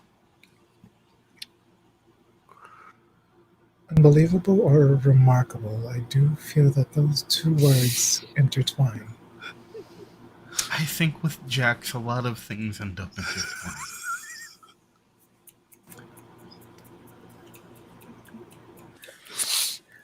Now we'll turn to Damien and say, we should also meet. How about in a couple nights from now? We should have a discussion about how to move forward after the war. Yeah. I, if your office reaches out to my office, I'm sure we can come up with a time for that to happen. All right, don't run from me now. I'll find you.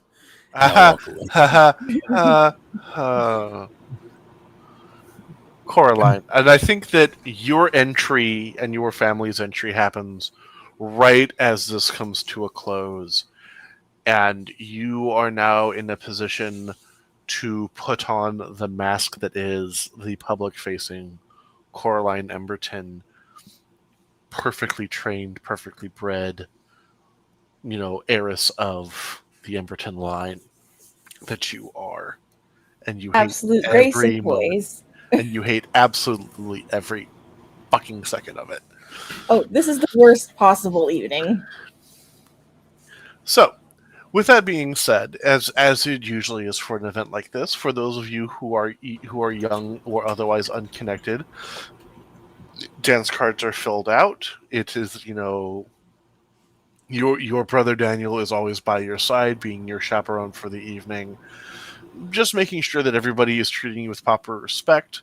One thing that does happen is, Jax, you do see Daniel Emberton walking around with his sister.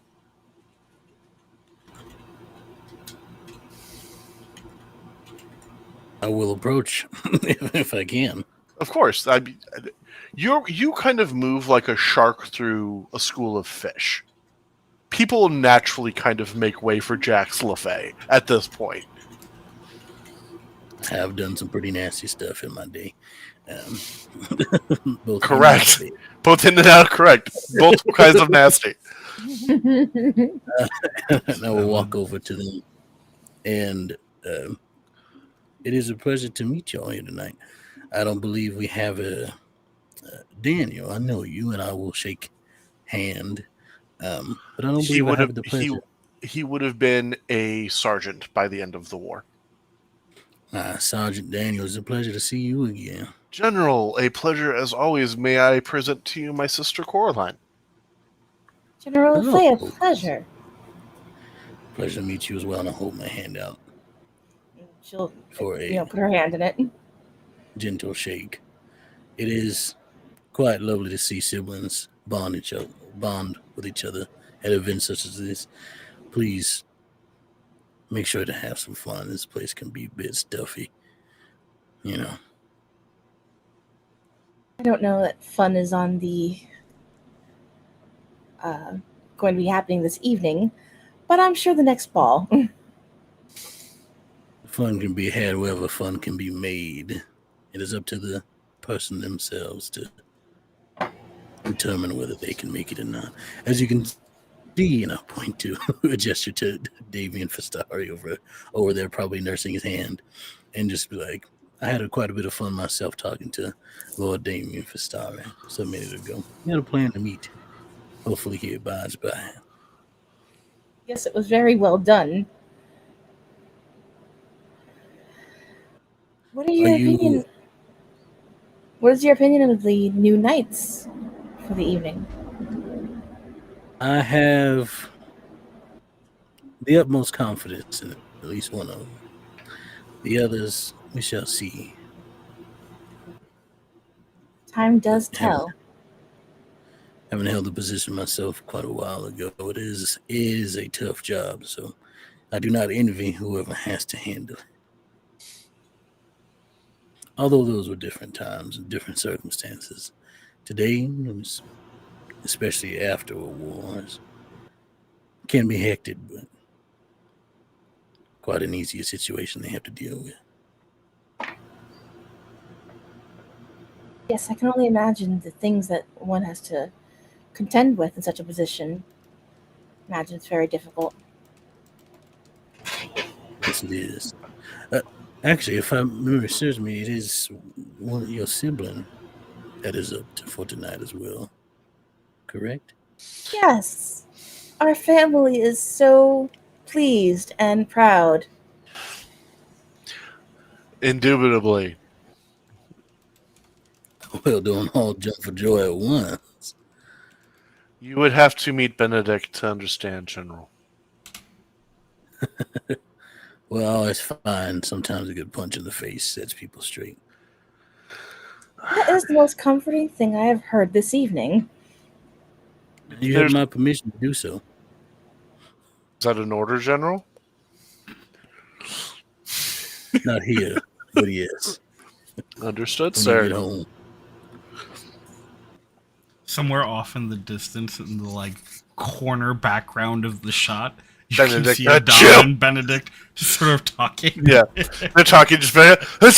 Oh, excuse me. I'm so sorry.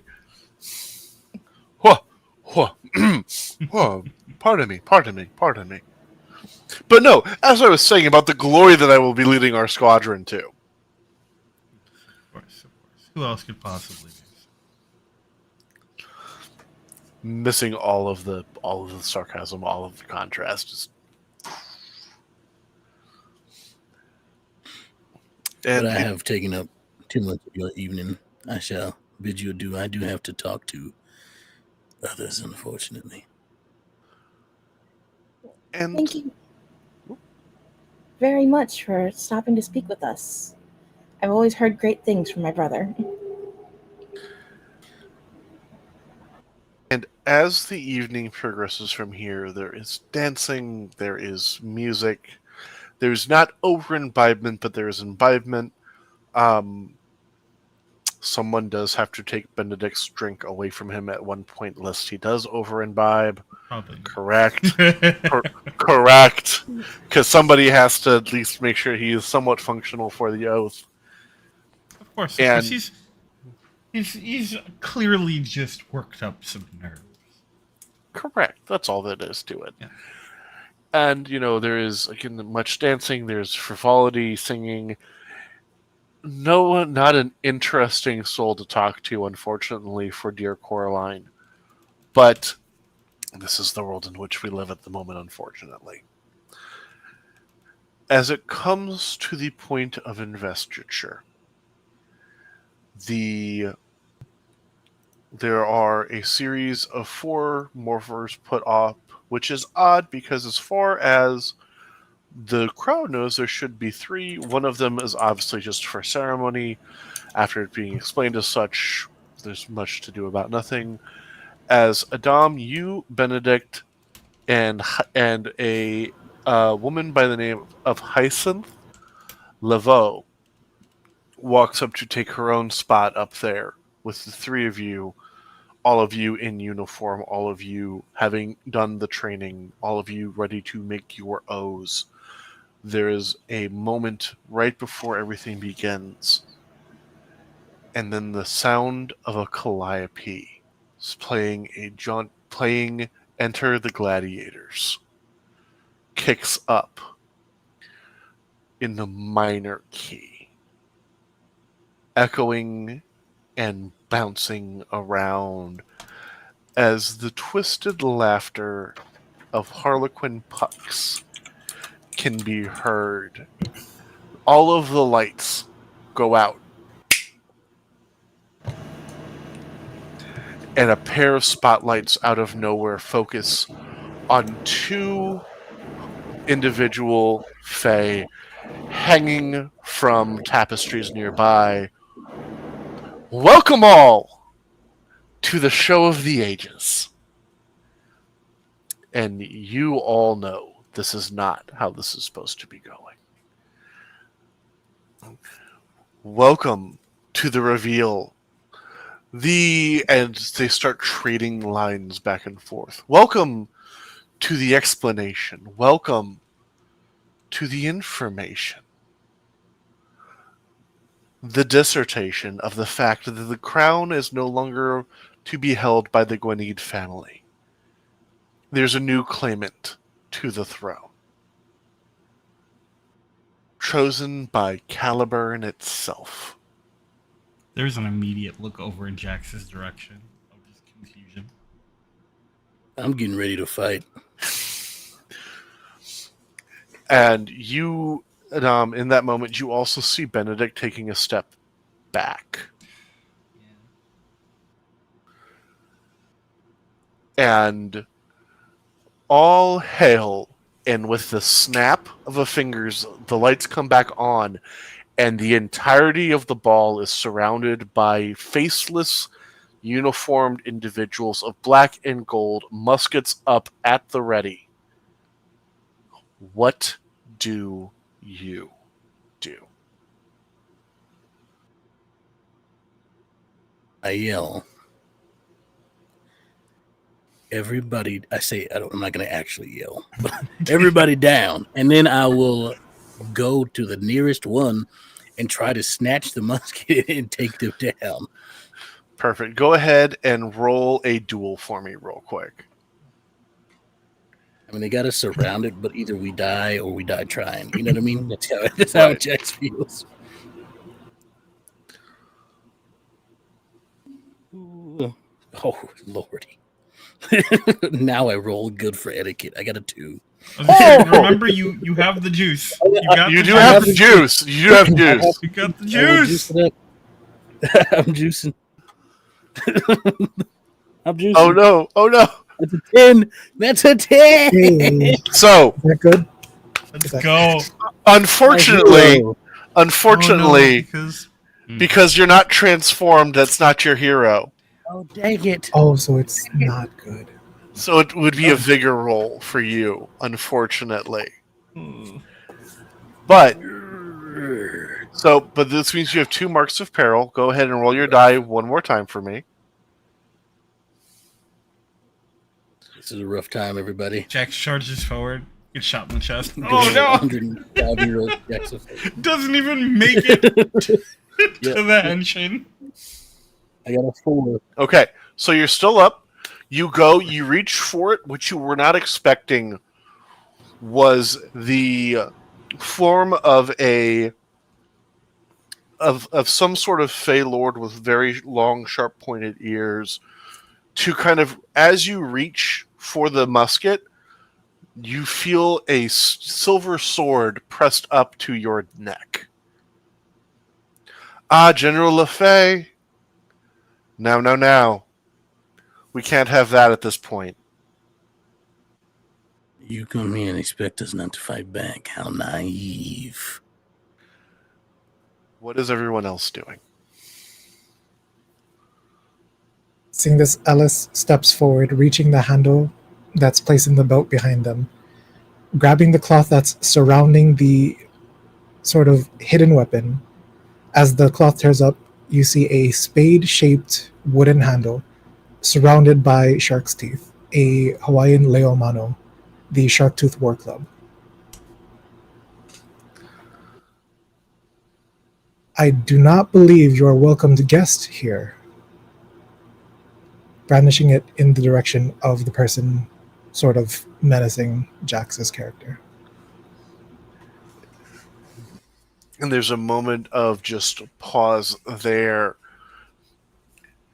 And Coraline, what are you doing? Oh You've gone no. full You might- chipmunk You again. might. Chipmunked. Oh no. Do you want to try leaving and coming back, maybe? It's funny that because is I an- can just barely hear her across the apartment, but not enough to know what's being said. Oh no. Oh, that is unfortunate. Hey! Hey, quiet welcome over back. here. You're quiet, but you're here. Okay, so Coraline's having none of this, and I think one of the first things that she does is taking the use of the distraction that's going on over with the others. She is going to try and thread her feet through one of the other one's feet to trip it and knock it down. Drop toe Roll me hold, a- let's go. Roll me a footwork. Ooh, footwork. I believe in It's you. a 4. Hey, perfect. So, with the grace, and I'm assuming that Coraline is actually a fantastic dancer by nature. Very much so. And with the grace and poise of one who is used to doing such things. Plus, your brother being a soldier and teaching you a little bit how to defend yourself. You go in for a perfect hip toss as you snake the leg and flip. And in that moment, Adam, what are you doing? Adam is going to step forward, and as they do, they're going to immediately, as they move past one of the older ladies attending the event, is going to kind of hook a finger into a like shawl and go, "I'm terribly sorry," and she sort of like pull it away to wrap it around both of his hands, and then is going to step forward and attempt to sort of like catch an arm from one of these Okay. and Okay. roll his shoulder to throw them at the one who is currently holding the blade to Jax. Go ahead and roll me a. How am I going to play this? Is this more so? Are you looking for like more like momentum and a feat of strength here? Are you looking for like a poise and precision thing? It's more of like a poison precision. He's not looking to use his strength. He's just looking to use the fluid movement to generate the necessary momentum. Footwork. We can do that. We're pretty good at that. That is a 3. Correct. So yeah, it is exactly, you're able to go and you're able to use kind of a flick of the wrist as you're going for the wrap to catch the musket in it also. So when you go and you do that full body throw, it does cause this Phalor to kind of back up a little bit, pulling away from Jax. I'm going to toss the shawl back at the older woman. Yes, it's very important. It's very important that I return these things. I'm not a thief. She catches it, and you see that she kind of has a and there's as she pitter patters. Of course, there's a full Jax-esque wink. Is it? Have you practiced? Has Adam practiced this wink? Oh, for sure. I think this wink is probably actually relatively well known in the widows community here. Yep. Within Adam's usual stomping grounds. Yes, yeah. And it's one of those and you see a couple of the widows all just kind of Twitter about each other about that, as kind of in this motion, and that kind of acts as the impetus where there's now this enough disarray that people start trying to scatter out of here, kind of with the control of the crowd being lost by just that moment. And with that scattering is also when, unfortunately, not with the muskets, but kind of moving forward, using the muskets not to shoot, but kind of like bearkin pushing people back in to kind of like corral. There's a resonance and a ticking that you all kind of hear in the back of your mind. Do you choose to stand by and watch, or continue to act? And one by one, for all of you, and we're going to go ahead and we're going to start with Jax. For just a moment, hearing that ticking, you find yourself back where you were 80 years ago, with an empty table, but an only one old man. You've met Merlin only a couple of times in your life, but this is a Merlin you've never seen before. He is young in a way you've never seen before. His eyes are sharp. There is no mania to him now. And you just see just the intelligence and the mind that created the Fifth and the wizard who put Arthur on the throne. And you see Merlin as Merlin for the first time. Are you willing to go again, if that's what's needed for the greater good? Put my life on the line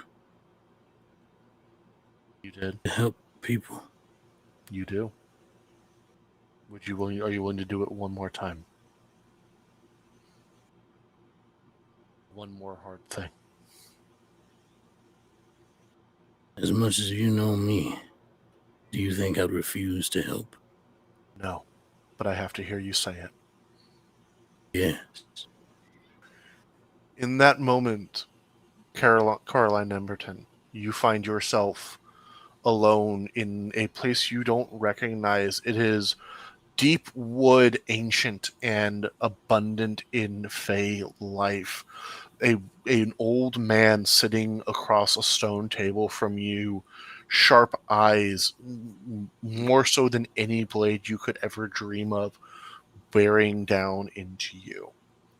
Are you willing to do what needs to be done to keep people safe? Always. Are you willing to do what needs to be done to fix a broken system? I thought no one would ever ask. I am. Perfect. Ellis. Has Ellis ever had an experience in Hawaii where, whether it's ancestors or the Loa, or he's had communication with anything greater than himself? No, only the tales from his father, who has. This moment resonates with those stories as you find yourself in woods and you are being spoken to, and I don't have the translation for it, but It's you're being fine. spoken to in your native tongue for Ellis as he is you see this old man who he looks impossibly ancient, but there's a youth and a vigor and a sharpness to his eyes that screams otherworldly power in a way that you've never seen but you've heard of. You are a stranger in a strange land, but there's power that comes from that. Are you willing to be more than just an observer in order to protect innocent life? It's true.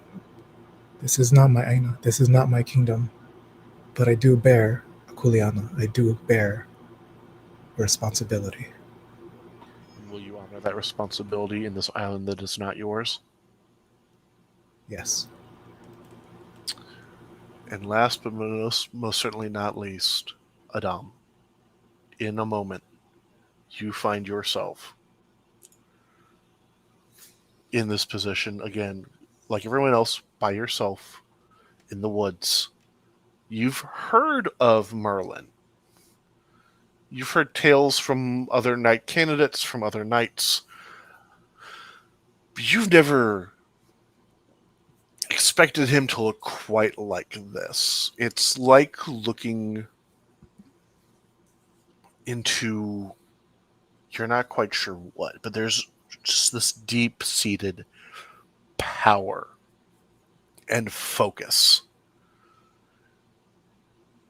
Are you willing to swear an oath unlike what you were prepared to swear before?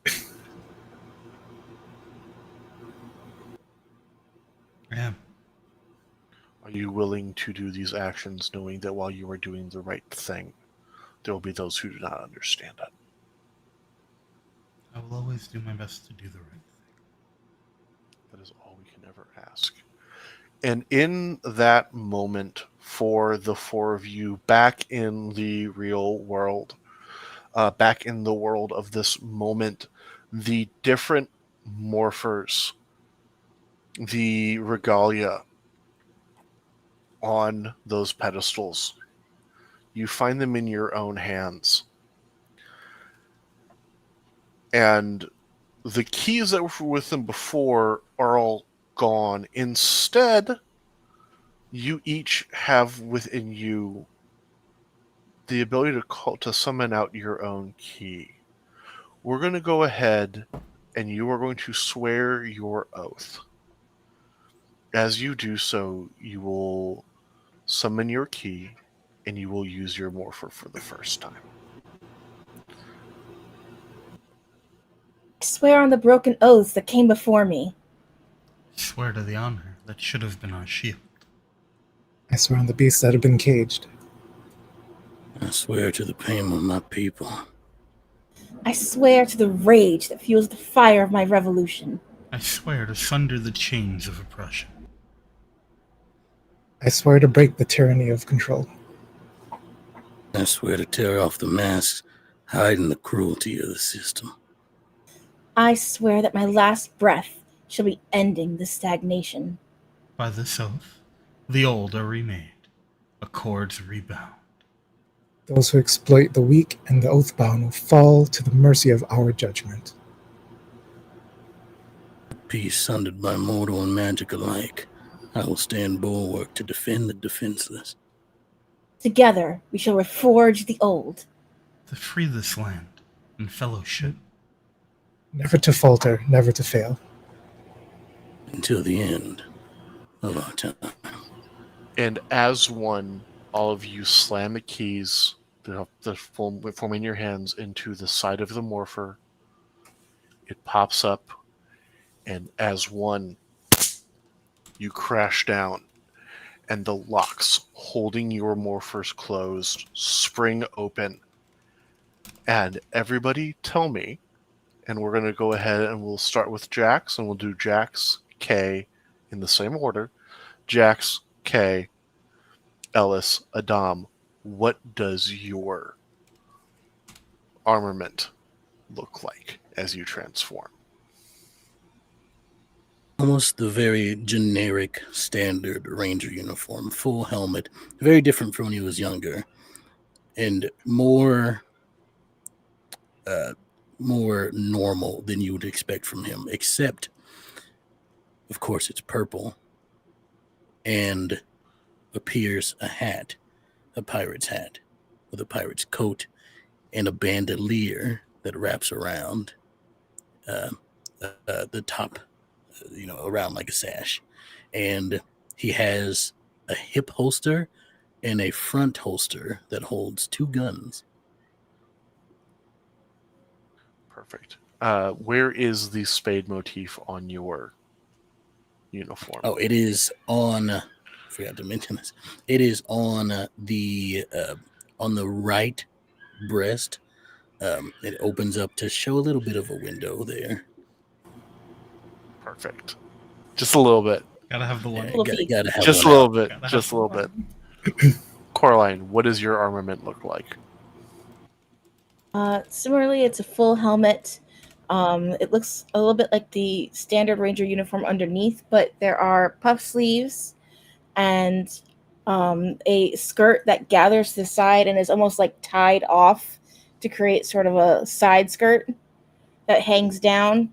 There is a pattern of diamonds along the hems and like top of the outfit, and her boots are standard knee-high boots, but there's a pattern along it that makes it look like ballerina slippers. Perfect. Ellis, what does your armament look like? Is a similar ranger suit. The lines on the suit sort of mimic the sash that Ellis once had on it. There's a half cape on the right side that flows off of it, this bright yellow, where a traditional Hawaiian pattern would be triangles going down the sides. There's these club symbols going down. Additionally, the helmet now has a sort of curve for what looks like 2 sort of visor eyes or holes, and a gem in the top, which sort of resemble another club. At the very top, there is what looks like a lizard of some sort that wraps from here to the back with its tail curled up to mimic the Ikaika helmet, the crest of the sort of warrior of Hawaii. And Adam. Well, how am I supposed to follow that? Adam. So Adam, funnily enough, also is rocking the half cape on the right side. Although theirs comes down off the shoulders into like curved out pieces, one in the front, one in the back, and comes down almost to a point, just about where the back of his palm is. The gloves similarly come about halfway up the arms, and they cut out into those same two sort of curves out, both the top on the front and the top on the back. Um, the mask itself, or the helm, as it were, itself, is actually relatively standard for the most part, except for, again, it's sort of like the eyes curve out a little bit. They look a little bit, they're rounded, but they're a little elongated. And then they come down to a point at the chin, where it's sort of like there's a seam that runs down along and disappears into the neck.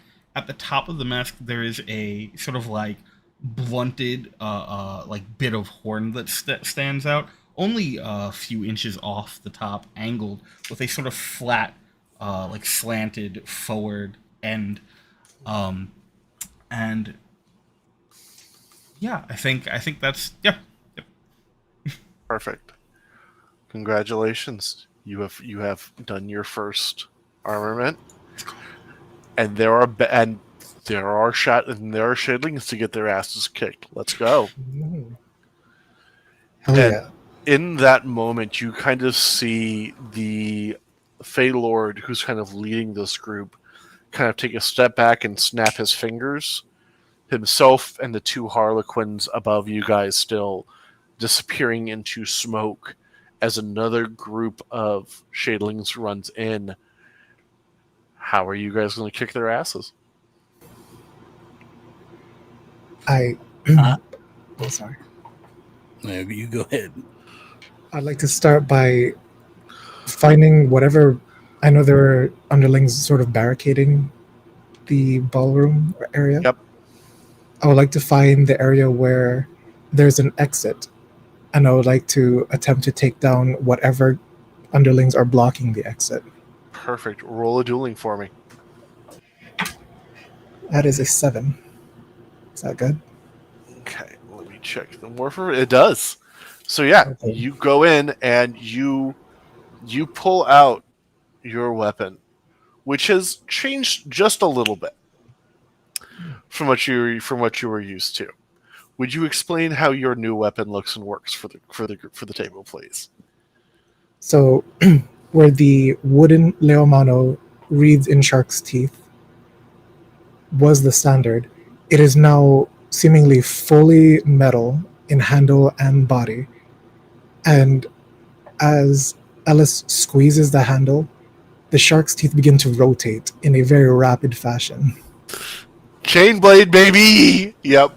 As you go in and you very efficiently, very cleanly just literally rip and tear a path, creating the start of a way for people to get out. Perfect. I hold the line and I make sure people can exit without being attacked by any more underlings. Perfect. Okay, who's next? I think to sort of help out there and almost clear the way if there are any that have like moved in further to block people from trying to get out still. I'll be wild here. I'm gonna leap onto the wall and run along it. You're And used to doing night shit. This is fine. You're not going to kinks out. This is okay. and I pull out the blickies. Let him sing. Let him sing. And I am shooting any who are in the way of Go anybody ahead else. and roll a dueling for me. Second Heisei era stuff. Love it. Oh, 100%. We have to. My dice. I just don't think my dice like me today. Oh no! Oh no. Okay. That's a 3. Cool. Okay. So you do have at this point. This is going to be your third mark of peril. Go ahead and Yeah. roll your die again for me. We want a 3 or above, preferably a 3. That is a 3.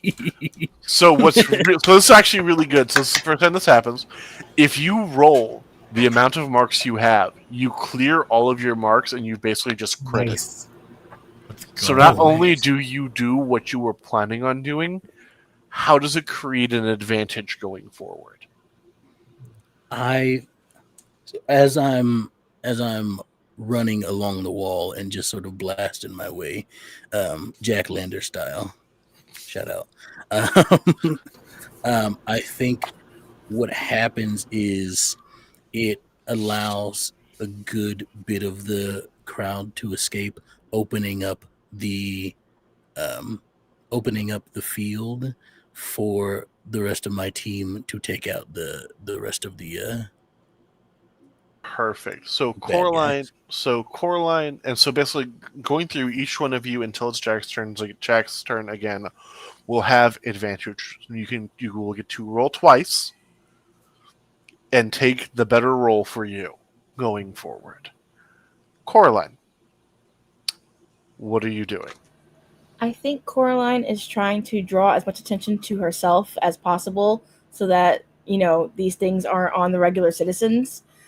So instead of trying to take each one down individually, what she's doing is quick striking as she runs through it to get their attention and kind of get them to, like, draw aggro, more or less. Okay, so can you describe what your weapons are for us as you pull those out and use those for your strikes? Coraline has a set of beautiful fans in deepest pink with little gold bits in them um, and a diamond pattern with a phoenix in the middle. Perfect. So yeah, go ahead, roll your 2 dice for us, and because you're trying for this distraction, we'll go ahead and we'll do footwork again for this. That is a 3. Perfect. So yeah, it is entirely what you're trying to do. You are pulling attention. You are flicking and catching your fans. You are using them folded to just coordinate individuals, and through the entire time, you are still acting as kind of a guide for people to kind of use to figure out how to get out. Because as you kind of draw this attention, they're able to see where the rest of the people are going in, and they're able to follow as you are now pulling and distracting attention away, leaving us back to Adam. What are you doing?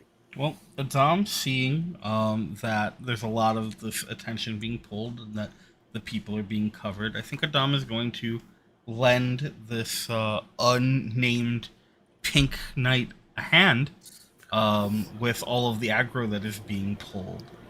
So I think Adam is taking a running start towards a series of them that are almost sort of like lined up around her. Perfect. Go ahead and describe your weapon for us as you go and make your way towards this perfect line for you. Absolutely. So as Adam is running forward, I think there's a moment where the half cape is sort of like brandished back, and as the left arm comes forward, there is this spear in it. At one end of which, at the back end of which, are a series of sort of like knotted white tassels that look almost like an equine tail. But also are at least somewhat reminiscent of the suit that he was wearing before. At the front is this white, almost like pearlescent spiraled horn that has just like this perfect point at the end. You almost get that like little like shining effect as he charges forward, and he sort of like tucks the back of it under his elbow and is going to attempt to like thrust through the Go ahead dorks. and roll your dueling for me, please, Yeah, we sir. can do that. Nope, that almost fell off the table. And that's 6. So 6 in this game. So when you're transformed, everybody here having a different die. We have the D4 for Coraline, the D6 for Adam, the D8 for Elias. Ellis, correct? Ellis. Yeah. Ellis for D8 for Ellis, and the D10 for Jax. If they are transformed and they roll their maximum number, it just sinks. So this is that moment in a Sentai or Power Rangers show where the camera just stops, pans, and we see the explosion behind. As you take, and you go ahead and describe for me exactly how this moment just epitomizes the kind of hero that Adam wants to be? So I think it's this moment where Adam, as like first contact is made, there's almost these like speed lines that come behind him as they sort of like rush through the line of them. Um, and then I think what happens is, as with the explosion, there is a moment where it will knock some of the others that are still around Coraline back a bit to provide a bit more breathing room. Um, because ultimately it's about making sure that everyone comes out of this okay, even the people fighting. Perfect. And as that kind of comes around, it's going to be a return for a moment as there's a pushback as kind of they stumble back. Some of them go down all of the way. You see that a couple of them who do have a ranged option, go ahead and, Jax, with advantage, roll a footwork for me.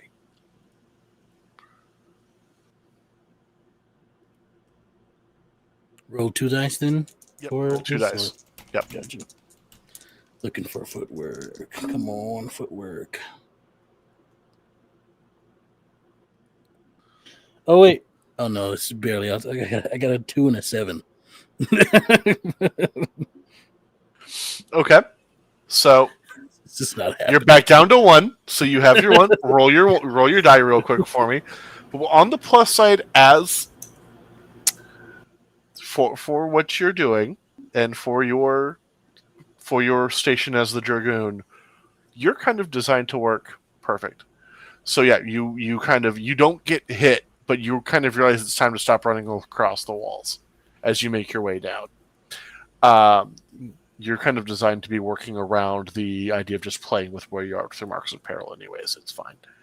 So yeah, you go, you don't get hit. You are able to make your way down safely as you kind of slide in with everybody else.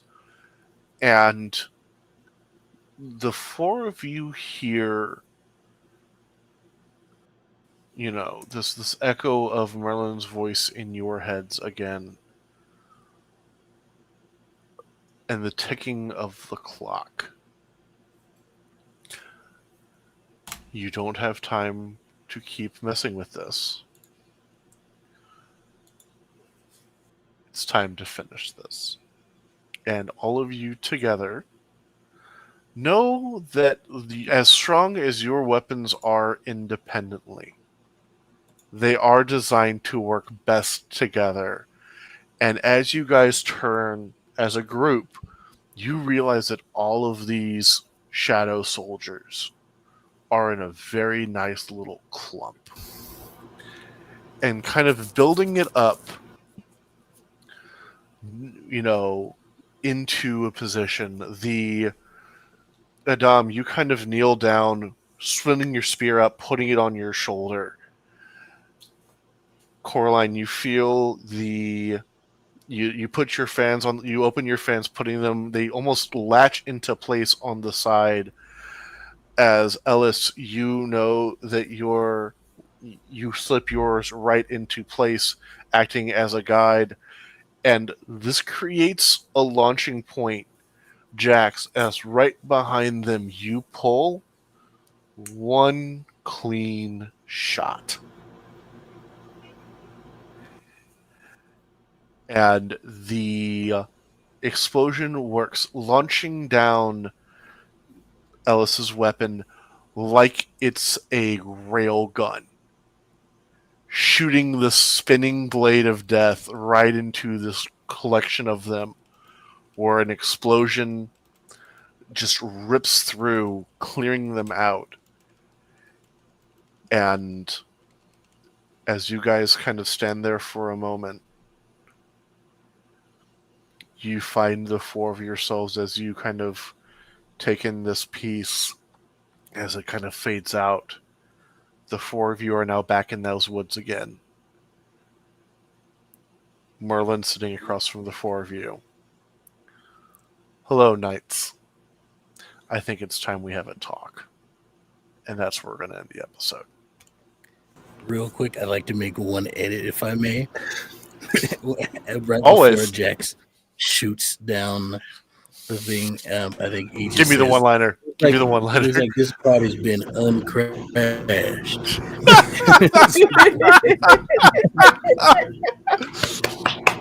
Correct. Gotta have one. Gotta have one. I Power need to draw Ranger. all Yeah. of this. Do it. I so want to. I'm just sitting here watching you like vibrating, and it's amazing. So, I love this. I love being a ranger. yeah. All right, real quick, right around the horn for everybody. Let's go ahead and we will start with Jax for X. Tell us who you are, where to find you, what it is you do. Hello, everybody. I'm Extel. I have been Jax LaFay. You can find me at Extro the King on the socials. I'm also the social media manager here at Tales from the Table Studios. So you can catch me there. Also, I'm the one posting stuff. Check it out. That's good stuff. But yeah, you can find me on Don't Kill My Characters for superhero shenanigans and Vampire the Masquerade Sanguine Scourge. There we go. I can't come up with a name, but I can't pronounce it. Anyway, we just had our game yesterday. My Bazimitzi has flesh crafting now. It's wonderful. Fleshcraft Friday all day. Anyway, Perfect. Okay, go ahead. Me, Oh, I'm sorry. Go ahead. Finish off. you can catch me on Start Playing, where I have games available for Vampire and all that good stuff, and many other games going on here. Thunder Skies is this Sunday. Yo. Check that out. But yeah, now I'm finished. Yeah. Perfect. Okay, go ahead and let us know who you are, where to find you, and what you do. Hi, I'm Kay. I played Coraline Emberton. I did the art for Sundered Skies. You can't find me anywhere. I don't exist. I'm not real. And But their art is real good. I'm just gonna put it out. But what a lovely delusion you are, and we always appreciate having you. Perfect. And Kemma, go ahead and tell us who you are, where they find you, and what you do. Hey everybody, name's Kemma. You can find me on all the socials under Fave Them Kem, 2 M's. You can also find some of the stuff I do over at Apochromatic. I am part of the admin and part of the art team there. So, maybe check out some of the stuff if you have the time. Which you really, really should. Absolutely should. And I am, as always, the eponymous TR Grimm. You can find me everywhere on the internet at Empathic Grimm. I am a game designer, game producer. I run games for people. Right now, you can only find me here if you go to Empathic Grimm on YouTube. I'm about to start releasing my Wild Seas series for a table that I run separate from here, which is going to be really, really cool. There's a bunch of great people over there in that group. Yeah, and you can always happy to run games here also, and you'll find us here Friday after next. And we'll go ahead and kick it over to the boss. Guess that would be me. Hey, y'all, it's Drake Lionheart. Most people call me Lion. I am the studio director for Tales from the Table Studios.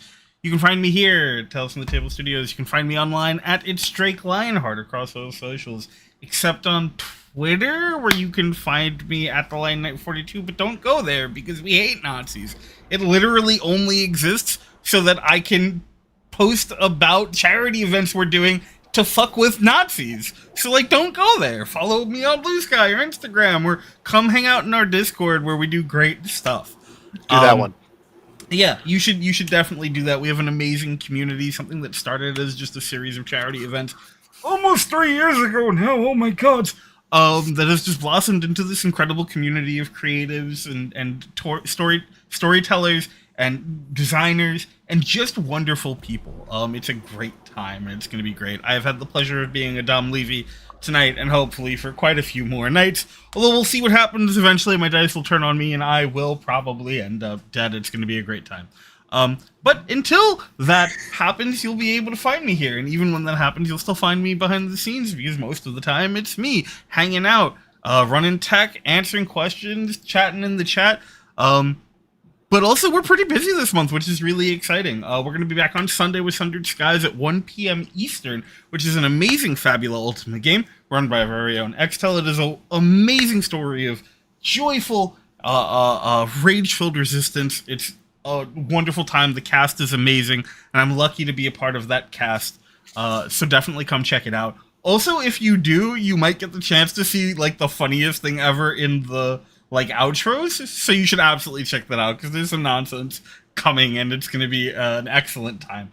Then we'll be back Tuesday with another episode of Nights of Magic and Mystery as we go back to our other table to see what's going on back there. All the happy, fun stuff that's going on in the past that definitely isn't going to be problems for us here 80 years in the future. For sure not. Nothing to worry about whatsoever there.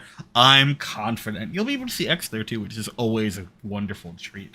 After that, if you are so inclined to come hang out in our Discord, which you can find the link to down in the About section here or on any of our socials, you should do that because on Friday, August 15th, we're going to have a game night. We're going to be playing Jackbox games. If we get bored of that, we might do some Among Us. It's going to be a wonderful time. Come hang out, chill, say hi, play some stuff, help betray people. It's going to be great.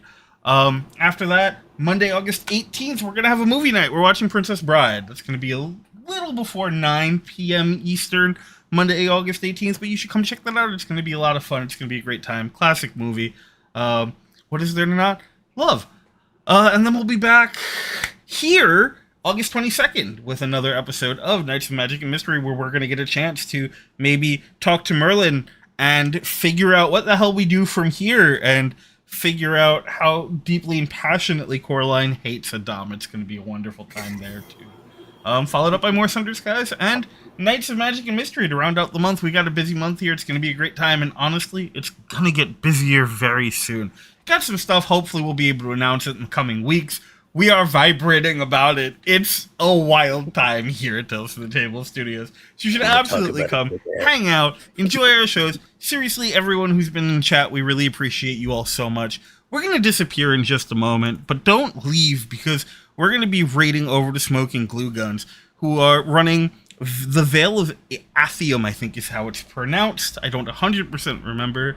But it's a great D&D, I believe, D&D game. It's going to be a wonderful time. We're going to set that raid up. So y'all should absolutely join us for that. Make sure to come back. We really appreciate everything. Remember to love yourself. Take care of yourself. Do the things you've got to do. Support yourself. Support the people around you when you have the spoons to do it. And always remember to tell your tales. We love you so much. We'll see you soon. Take care of yourselves. And remember to drink your water. Water's very important. You can't use things like Diet Coke as a replacement for water.